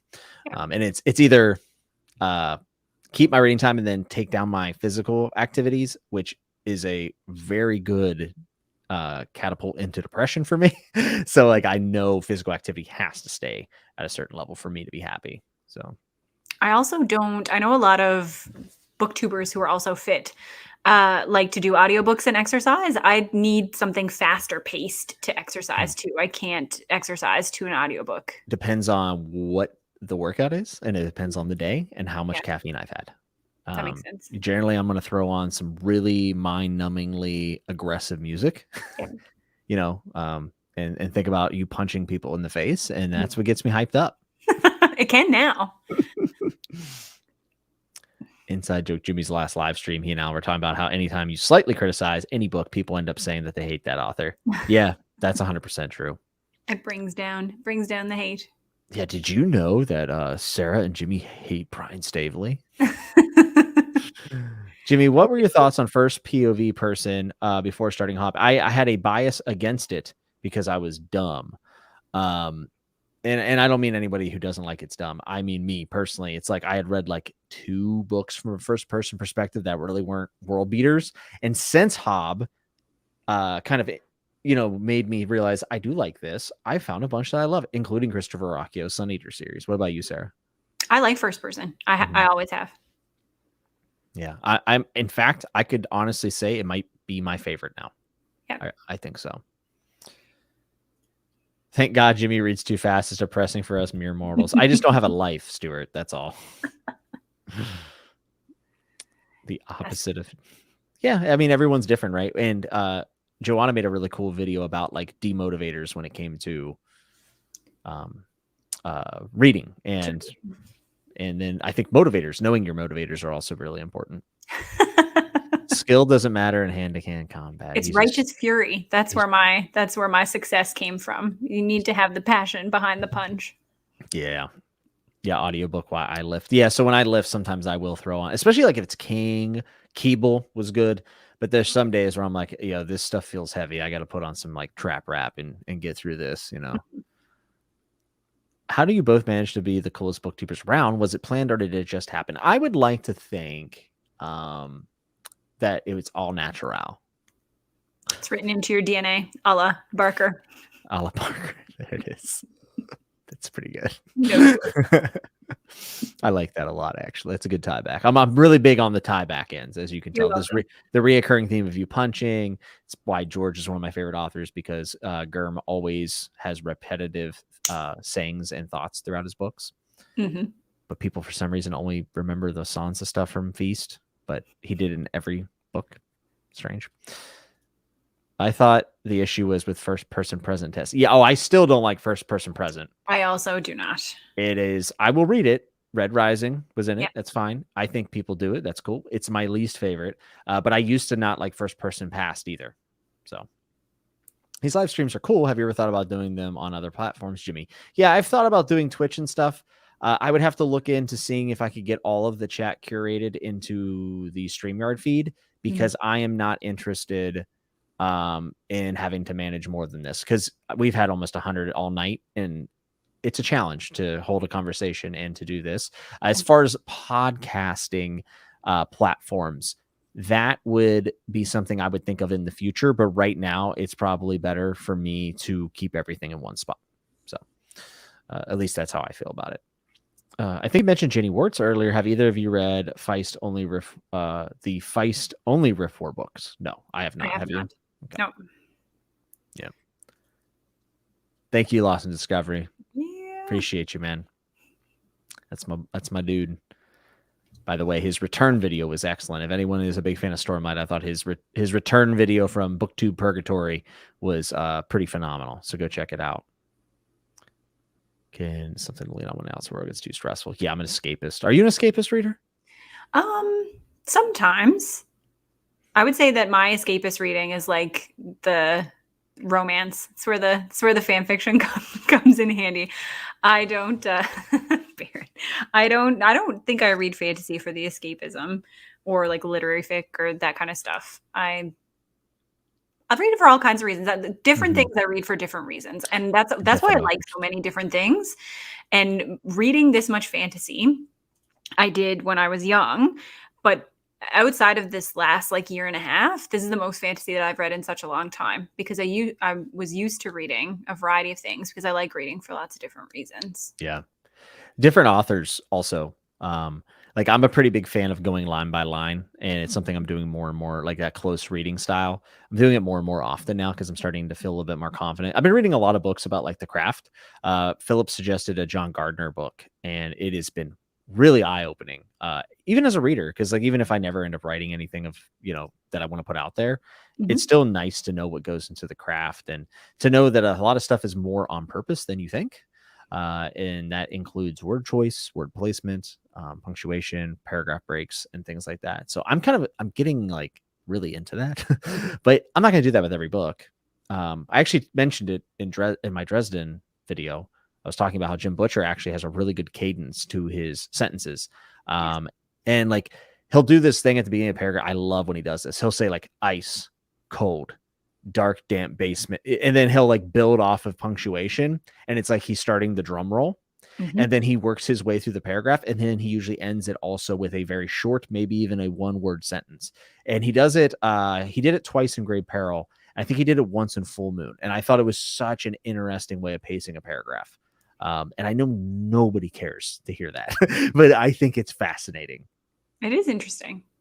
And it's a good way. Once you start looking at books in that way, you can appreciate different styles and why certain things work. It's nice to see or to understand why you like the things that you like. And until you actually stop and think about it, it can be hard to answer those questions. Yeah. It's hard to know, like, the books that you like and you find yourself trying to tie them together. And the easiest way to do that, or the easiest way to think about it, is thematically or by character. And when you can't find those connections between the books that you really love, then you have to start to look outside and think, like, what is it about these things that pulls me in? And it's once you start looking at those elements that you might be able to understand that a little bit better. Yeah. That's very well put. That's very well put. And also, some people will read a book over and over and over, and they'll say, well, that's it. You can read the book differently. You can go line by line and do close readings of some of your favorite works. And you may even get a inkling of why you like that book, and then find stuff that matches. Yeah. Like for instance, Dresden, there's nothing wrong with hitting the audio book and cruising. I mean, it's phenomenal. Marsters is amazing, and the books are fun and they're entertaining, but one of the very few times I was actually reading it physically is when I picked up on those pieces.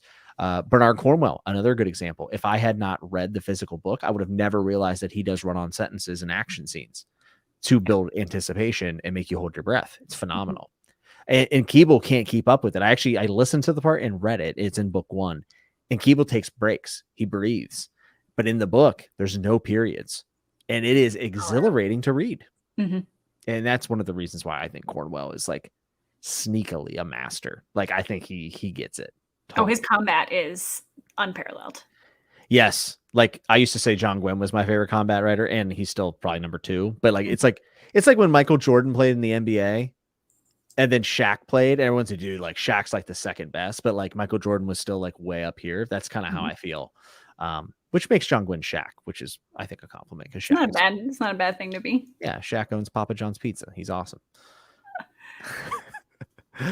John Gardner also wrote a book called Grendel that reimagines the character from Beowulf. I want to read it. I want to read that as well. Though John Gardner was not very kind to science fiction in his craft book, which I thought was annoying, but it is what it is. He basically called it trash. A lot of academic prejudice. We need the Philip Chases of the world to knock those walls down. Yes, we do, because I'm not going to wear tweed and do it. Cornwell in the chart books writes the top tier siege is absolutely terrifying and bloody. Yeah, no one can turn on a dime about the feel of a scene than Cornwell. Yeah, and you can see where Gwyn got some of that 30-minute AP video. Yeah, that's true. On Tbr.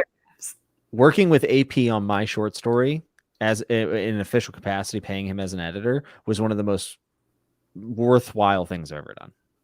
Easily. Yeah. Let's see.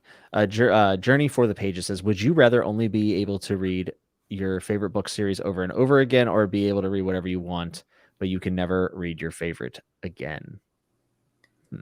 Depends on how many favorites I'm allowed to have. Like if I can only read one book forever. One series or book. That's not many. I think I have read A Song of Ice and Fire so many times. I think I could rewrite most of it now from memory. So I think I would pick option 2, actually. If I was allowed a collection, like if someone said, would you rather have your 20 favorite books or read everything new? That would be a tough choice. Yeah. But if it's just the one, I think, yeah. And I've read, like, it would be one thing if I'd only read my favorite twice. You know, I'd be like, I don't know. This one, I feel like Mindlin, what's up, Mindlin, says, have you read On Writing by King? I have read portions of it. I've not read it cover to cover, but it's very helpful. I have read it. It is one of my favorites by him. He talks about writing with the door closed, and it's something I didn't do and I should have done, which basically means write it all down, go over it yourself, write everything for you, and then open the door for critiques, criticisms, and feedback. But you have to write the story. King is a very big proponent of the story comes first. Before prose, before characters, the story comes first. And it's interesting because when I was at the academic conference, there were writers there, and some of them not commenting on that, but we're talking about how the story does not come first. Like the craft comes first. And they were very loose about that, you know, and some people said, well, for some people it doesn't. So, I mean, I think it's a pretty fluent thing, but I think that the story does come first. I think that's where we see this breakdown. I know it's hard to talk about George R.R. Martin and Patrick Rothfuss, but I think some of this is where we see the breakdown in people like Jim Butcher or people like Stephen King, who are so prolific, Adrian Tchaikovsky, people who put out such a volume of work. There's lots of elements to why that happens and why for Martin and Rothfuss it's harder. But I think sometimes when story comes first, it might be easier to follow that thread. Like when you are so focused on the craft, and I know in particular for Patrick Rothfuss, this is a big thing, like the actual writing, the way the words come out on the page, the flow, the fluency, the fluidity. Yeah. When that matters so much to you, it's so much harder, I imagine, and it seems to be so much harder to get it the way that you want it to be and put it out there than if you are totally driven by story. And sometimes I think it seems like that is an easier way to kind of purge those stories out into the world. Now, I think that like personality plays an element as well. Like I imagine, again, I don't know that much about George R.R. Martin, but I have been like a fairly big follower of Patrick Rothfuss on his like channel and blog and stuff. And I think when you're perfectionistic and there's a lot of internal criticism, it's a lot harder to get your work out there as well. Like Stephen King, if you've read On Writing, he's like, yeah, I'm the literary Big Mac. Like I'm fine with being that. I need to write. It is cathartic. I want to get it out there. I've got a lot of hits. I've got a lot of misses, and I'm cool with that. Whereas I feel like Patrick Rothfuss is like running his own story over and over and over in his head, wanting it to be the best version of itself that it can possibly be. Yes. And maybe for him, this is the only story he'll ever write. Yeah. And some people only have one in them too, which is, I think, a pretty important thing. And I do think that whenever you have a story that you are motivated to write, it almost is obsessive. Yeah. Erickson said this as well whenever I had him on. He said that it is an obsession, and that, everyone in his life knows that when it's time for him to write the story that he's felt the need to write, everything else is on hold. And it's a pretty big commitment. In my own ideas, I have a story that I've wanted to write for a long time. I have thought about that story every day, probably for years. And it's not the most like profound story or anything, but it is like almost obsessive to think about it. I think about it before I go to sleep too. And I think I've told it 100 different ways to myself. But the other stories, like my short story I've written, I thought about it, I got them done. I said, they're not perfect. Some of this doesn't make sense, whatever. I got it out. But for that story, whenever I started to write it, and I wrote the first chapter, it just flowed out of me, and that's the difference, I think, is whenever the story comes first. I think a lot of times the other stuff, as long as you have the tools, kind of just happen. And if you have said that you're a very routine-based person, whatever you make part of your routine becomes part of your routine. So that's what Stephen King talks about a lot in On Writing too. Is like, I write for this many hours a day. These are the times that I do it. I sit down and I write it, and that's part of my day, and that's just how it goes. And have you ever done NaNoWriMo, the National Novel Writing Month in November? I've thought about it. You get into it. So I have done that a couple of times, and if you have an idea and you go at it in the beginning, like, it gets easier as the month goes along, and you just get used to spitting out all those words. And it's a good, if you are like me in that it is difficult to let go of that perfectionistic side, sometimes having that time, I'm also like very competitive even with myself. So saying that you're going to write the 50,000 words in the month, like I felt like I had to write those 50,000 words in the month. So that was a big external and internal motivator, I guess. I think that's a good idea. It was fun. Especially as someone who likes to, I work well underneath deadlines and routine. I think it's a good idea. Jason Brubaker says, Gurm is just lazy and frankly evil. I'm over him. I don't know what your definition of evil is. But I think I would reserve the word evil for the Ted Bundys of the world. Not someone who is struggling to finish their story. And I would also push back that being lazy would mean that he's doing nothing. Gurm is not doing nothing. He's just not doing the thing that you want him to do. And it's fine to be disappointed, or angry or whatever. Lazy and evil seems like not a good definition, in my opinion. Can you tell him over it? Can you tell him over it? Just a little. To segue off your Ted Bundy comment. Yes, please. I once did a sociology course in university. So I went to St. Pierre. As part of my French degree, you had to do an immersion semester. So St. Pierre is right off the coast of Newfoundland. It's a little island. It is technically part of France. So you need your passport to go there. Like, they drive French automobiles. Everybody speaks French. But it's really close to Newfoundland. And so the university has this exchange program, and you go over. So I went over for a semester and lived there. And while I was there, I was doing an elective at the same time. And it was this sociology elective called War and Aggression. So half of the course was about war. And I think we covered the World Wars, the Vietnam War, what else did we talk about? There were a couple of other like major conflicts that we covered. And then the second half of the course was about serial killers. So we read Shot in the Heart, which is about Gary Gilmore, the last man to die by firing squad. We read a book called Hunting Humans, which was this nonfiction compendium of serial killers. And Ted Bundy was one of the people in that book. And I am very easily scared. So imagine, set the scene. Speaking of atmosphere, you are on a little rock of an island out in the middle of the ocean. It is this tiny little place with like no other people around, huge like snowstorm. The wind whips through because there's nothing to stop it. And I am sitting in this room by myself. Don't know anybody. Everybody's speaking French, like out in the house and stuff. And I'm like here, like under the blanket with this book about Ted Bundy, reading it and being like, this is the worst thing that's ever happened to me because I need to read this book in order to pass this course. And there's nothing I would rather do less than read this book about all these serial killers and how they lure you away and how they find you when you're vulnerable. I'm like, what is more vulnerable than being on this island right now? The kind of island that Stephen King would write about, where people definitely want to murder you. That definitely sounds like a Stephen King book, to be honest. Like you reading a book on the island. Yeah, definitely. But it was a really good course.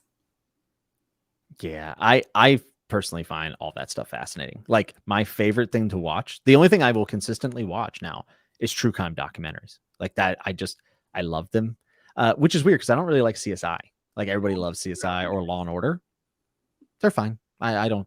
But like the Netflix docuseries on any crime or any messed up person in history, I'm in. I'm all in. So this is my friend Julia, who's one of the people I went through medical school with. We were in the same medical school class, and then we both ended up going into psychiatry.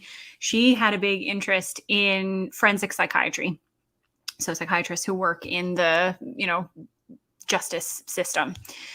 And she's a huge fan of these like true crime, and also a huge fan of like fiction about that kind of stuff, like, Criminal Minds, whatever, like these profiling shows where you have serial killers. Mm-hmm. And so she was prepared. She organized all of these forensic psychiatry electives. So when you're in medical school and you're trying to decide what kind of doctor you want to be, you have a year of your life where you basically just do electives and you kind of bump around and work with a bunch of different doctors to see what you want to do. And so she organized all these electives across Canada with like the top forensic psychiatrists in the country. And she was pumped. She was like, this is going to be amazing. Like, I'm going to get such insight into these like antisocial geniuses. And she was like, it was the opposite. She was like, whatever I was thinking, I got the opposite. Because it's mostly just sad. Like, it's mostly just people who unfortunately like are intellectually disabled, or people who have had a lot of struggles in life, people who have been treated very poorly, who have gone through a lot of trauma. She was like, this is the furthest thing from Criminal Minds. Like, I'm just sad. Like, this is just 6 months of sadness. Well, usually behind a monster, there is a sad story. I mean, that has been, I would say, overwhelmingly the case whenever we look back through the history. And a lot of the best antagonists that we read in stories are also like this. Kenneth comes to mind. And there's plenty. Even Harold from The Stand, in a lot of ways, is kind of a sad story. Yeah. Is Harold a sad story, or is Harold and one? Well, you know what? You're probably right. I mean, you're kind of right, but at the same time, you could maybe see how he maybe have gotten to that. Trash Can Man is a sad story. Trash Can Man is a very sad story. Yes, that is true. But yes, I agree. It is. There's just a lot of sadness, and I think the genius criminal is a very small outlier in terms of the people who commit crimes. I mean, in some ways, those are even scarier because there's no catalyst for them being the way they are, right? Yeah. Like, for instance, Jeffrey Dahmer's story, from what I know, is not the saddest thing. He just was a sociopath, and but there's a difference between a psycho and sociopath. I'm going into your territory. I'm going to shut up. I don't want to make a fool of myself. My territory. Matt said in chat that I might like The Devil in the White City: Murder, Magic, and Madness at the Fair That Changed America by Eric Larson. About the World Fair, the Chicago World Fair, maybe the murders that took place there. This looks fascinating. I actually have this book. So if there were murders there? Oh my God, I'm in. I read another one of his books, The Splendid and the Vile, which is about Winston Churchill, which was phenomenal. So I imagine that The Devil in the White City is also very good. Yeah, I kind of want to read this now. Shauna says, I live in Utah, where Ted Bundy lived for a bit and had victims from. The house he lived in here is a big tourist destination. Yes, there's definitely a say it. What's the word? Help me. Thank you. No, I can't say it. You messed me up too. Contagious. This is my issue. So I do not like the true crime, when they made the Ted Bundy movie with Zac Efron. I'm happy for people to enjoy consuming that kind of content, but we do live in a world where people crave that kind of recognition. And is making a Ted Bundy movie going to be the difference between someone, no. wanting that? Yes or no? No, I don't think so. No. But it just doesn't appeal to me. It doesn't hold any interest. Yeah. I have a friend that is basically always working with people who are working through PTSD and trauma. And the first thing I said to her was like, "Oh, do you like love talking about like Ted Bundy?" And she's like, "No, I do this all day. I have no interest in doing it." And I just felt like such a dunce afterwards. I was like, obviously, it's like me being like, "Yeah, I do computer programming." And then people are like, "Do you want to talk about Dell?" I'm like, no. Do you want to talk about the algorithm? Yeah. I should do a video explaining to people what that means and why they don't. You're gonna get me in trouble. No, it's okay. What other topics do I have? What other rabbit holes can you throw me down? Oh man. Well, Daniel Lopez says he DNF'd the Devil in the White City. So get out of here, Daniel. Jami, have you read or watched Mindhunter? Yes, I have. I am now Jami. Jami is a better name, objectively. How dare you? Sarah, I feel like you just punched me in the nose. It's coming one day. Yeah, I'm gonna drive that into the dirt. For everyone who's still talking about Monster, we haven't talked about Vinland Saga. We talked a little bit about Berserk and your other, do you have plans to read more manga? Has this made you want to read more? Yeah. I think it's a really interesting medium. I want to get through Berserk first because it takes a lot of attention. Also, if I'm being honest, Monty, I was just joking. It's totally fine. I was just kidding around. I don't care. For how much I mispronounce people's names, I have no room to talk. But so here's the thing. I really would love to do an Attack on Titan and Vinland coverage on my channel. But at the same time, this is a book channel, first and foremost. And I don't want people to get the feeling that I'm like flipping to manga, out of nowhere. It's just another version of storytelling that I happen to enjoy. So I'm going to be doing one anime or manga a piece, like that at a time. Like I'm not going to do both. Like at first I said, okay, I'll do Vinland and Berserk, but then that's a big break between the two as I rotate them. Yeah. So I said, let's just get all the way through Berserk and then we'll do Vinland. We'll probably finish Vinland and then we'll do Monster or something or Attack on Titan or something. So, yeah. But what about you? Because I know you like Vinland. I'm reading 20th Century Boys right now with Patrick, which is fantastic. I have read, so Monster is right up there next to 20th Century Boys, but I only have 3 volumes because I started reading them when I was really poor. And I got those 3 for Christmas and I could not afford to buy anymore. I was like, this is really great. I wish I could read it, but I can't buy them, so I couldn't go any further. So I will finish 20th Century Boys and then I will move on to Monster, and I'll probably watch the anime of Monster after I read Monster. But I've always been a big anime fan. Oh, and I do watch a fair amount of anime, and I never read a lot of manga, and I think I still do prefer anime to reading manga, at least thus far. But there are a lot of completed series that I really want to get to, but those 2 are highest. So I will do 20th Century Boys and Monster. I will finish out Vinland Saga, which I did watch the anime first, and I think it goes up to like the 4th volume or something. And I will finish that out. And then I don't know where I will go after that. I have read all of Saga, but I haven't started since they started releasing the new issues. I love Saga. Love it. It is probably my favorite ongoing comic book. And I haven't read anything other than Berserk and Vinland. I've watched all of Dragon Ball, Dragon Ball Z, and Dragon Ball GT. I haven't watched Dragon Ball Super yet. I'm not like really big into the medium, so like I'm still pretty new. But like Saga, Monster, Vagabond, is that how you say it? Vagabond. Yeah. Yeah. Interested in that. I've actually watched the first 2.5 seasons of Attack on Titan and really enjoyed it, but I decided I wanted to read it, which I may double back on. I don't know. We'll see. Yeah. I would love to see you read Berserk. If you read Berserk, I am begging you to talk to me about it. Like I will. I have the first 2 of those like black bind ups upstairs. Oh, I have all of them. They're so sick. I don't know when I will start Berserk. I really want to read. It's really funny because so many people have told me. I think this is what happens sometimes on booktube is like if you are like even tempered and soft spoken and you say that you don't like horror, so many people have been like, Sarah, you can't read Berserk. It's horrible. It's awful. It's gory. I'm like, I like those things. Like no problem with any of that.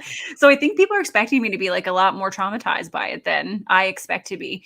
So Andrew, my husband, has watched the Golden Age movies, like the animated movies, and he said that he thinks that I will enjoy it. So I'm not going to judge whether you would enjoy it or not, because we already talked about how that's a slippery slope and a recipe for disappointment. But I will say I would love to hear your take from your background and your experience, and also the things you've read. I would love to talk with you about Berserk, especially now that I've read it, because like me and my friend Andrew are doing the Dudes Talking manga, right?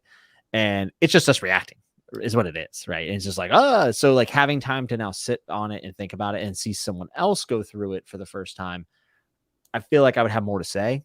Yeah. And again, I think that you would bring a really interesting angle to some of the stuff that goes on. Because I cracked open the first volume because like they're really nice bind ups. I was like, okay, I'm gonna open this. Oh no. First panel, I was like, oh yeah, this is what we're in for. Listen, the first deluxe, but I actually like the Black Swordsman arc. It gave me Witcher vibes when I first opened it up. But it's so much more than that.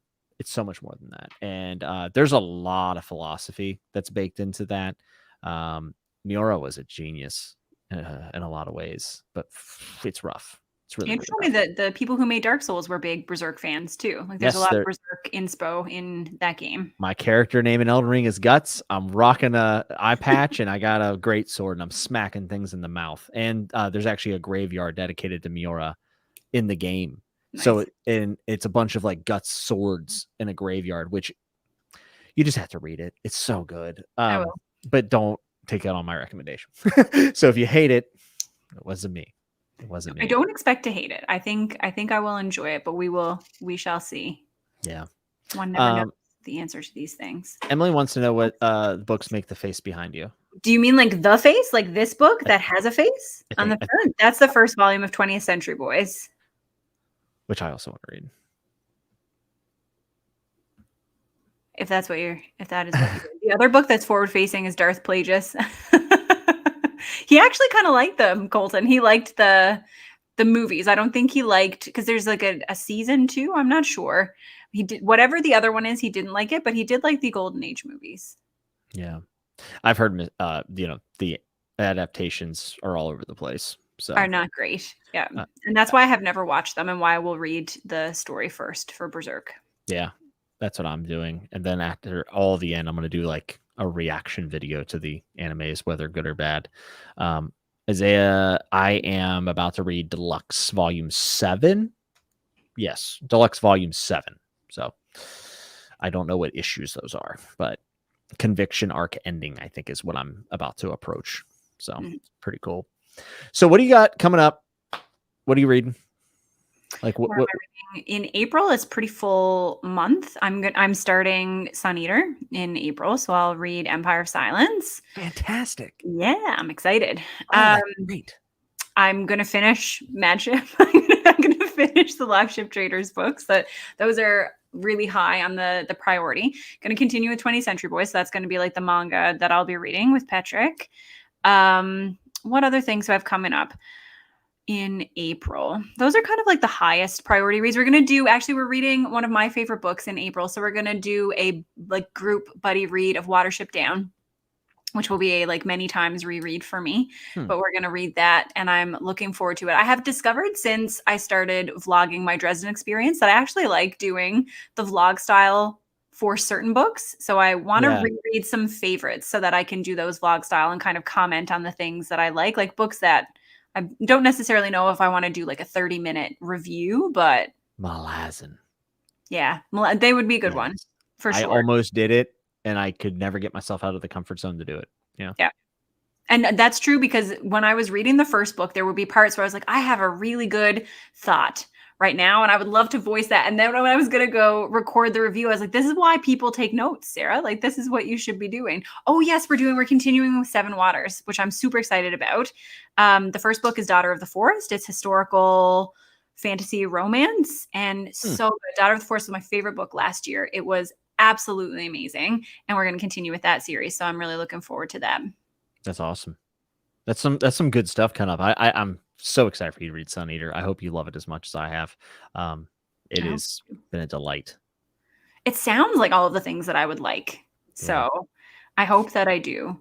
I like that. I know some people don't like the term, but I like science fantasy. Like I like science fiction that has really strong fantasy tropes. Yes. That, you know, just happens to take place in space. I love those kinds of stories. So I'm hopeful. Battle Mage. That's true. I will. Actually, what I'm doing, so this is going to be fun. I think in May, outside of live shit, so I do want to finish that. Either in May or June, I would love to do a month that is just reading other people's favorite books. So I polled a bunch of people in Discord and asked, like, what is your, like, if you had to give me one book that is your favorite book of all time, what is it? And like, it doesn't matter the genre, it doesn't matter. Like, it doesn't have to be fantasy. It can be whatever you want it to be. I think I'm just going to compile a bunch of those and like pick them out of a jar. And 1 month is just going to be me reading everybody else's favorites. So I can see like, what do people love about these? And do I love them or not? That would be really cool. Yeah. So that's going to be fun. Yeah. I've been thinking about doing maybe a community poll and just saying, what's your favorite book? Mm-hmm. And then like formulating a top 10 from there or something like that. I think Moyd has done something similar to this in his Discord, but I was just going to do my community tab. I have a channel for that in my Discord because I was forgetting, like, especially for people who talk there a lot and that I'm friends with, I want to know what their favorite books are. So I have just one specific channel where you go in and you write like your favorite 10 or 20 or whatever books. So then when I'm reading something, sometimes I go in there and look and I'm like, okay, well, this person loves this. So then I can like, you know, ping them or whatever and talk to them directly about something that I think they will like or something that they did like. Yeah. Yeah. Sometimes I get people mixed up too, which is always like, I feel so bad. I'm like, oh, yeah, that's your favorite. And they're like, that's not me. And I'm like, God. No, gotta get it written down, Jimmy. It is amazing how many names I have in my brain from comments and then Discord. And, you know, you associate people with their picture and then they change it and you're like, what in the world? Stop changing. You're not allowed to do that. Well, it's been a blast talking to you. I think I'm going to go get some pizza. We've done about 3 hours and it breezes by whenever you're on here. So I appreciate your time and I appreciate your family giving you up for 3 hours. I know all time is precious. So they're long asleep, but Andrew did give up his computer for me to do this. So I feel like that's the real sacrifice. Yes. He's a good dude for helping you set up. It's awesome. Folks, in 2 nights, I'll be back on Sunday night at 9 p.m. Eastern this Sunday, 2 days, for a Night of the Seven Kingdoms spoiler chat with Alex and Leanna. Please come check that out if you've read it. If you haven't, it'll probably spoil it, so I wouldn't do it. But hopefully a lot of you have read Night of the Seven Kingdoms. Dunk and Egg stories are very near and dear to my heart, and as I love them as much as I do the main series, actually. But yeah, I want to thank everybody for coming out. Sarah, you're awesome. And if you're not subbed to Sarah, go do it, or she'll punch you in the face. That's true. Where can people find you on the internet? So Sarah Reads is the channel. I do have an Instagram that I infrequently post on, and I do have Discord that's linked in all the videos. Excellent. Go ahead and slap a like on this video. It does help people find the video after the fact. YouTube will then push it, which is cool. I want more people to see this and hear all the excellent things that Sarah had to say tonight. And yeah, there's a Patreon description. It's optional, but always appreciated. And Sarah, again, thank you. Chat, thank you. Thank you. I can't tell you guys on a personal note, it's been a very stressful few days, and to be able to come on and talk and see over 100 people in the chat most of the time and have these kind of fun conversations. It does a lot for me personally. So from the deepest parts of my heart, thank you. And I love you all so very much. But until I see you next time, be good, be safe. And remember to always keep turning the page.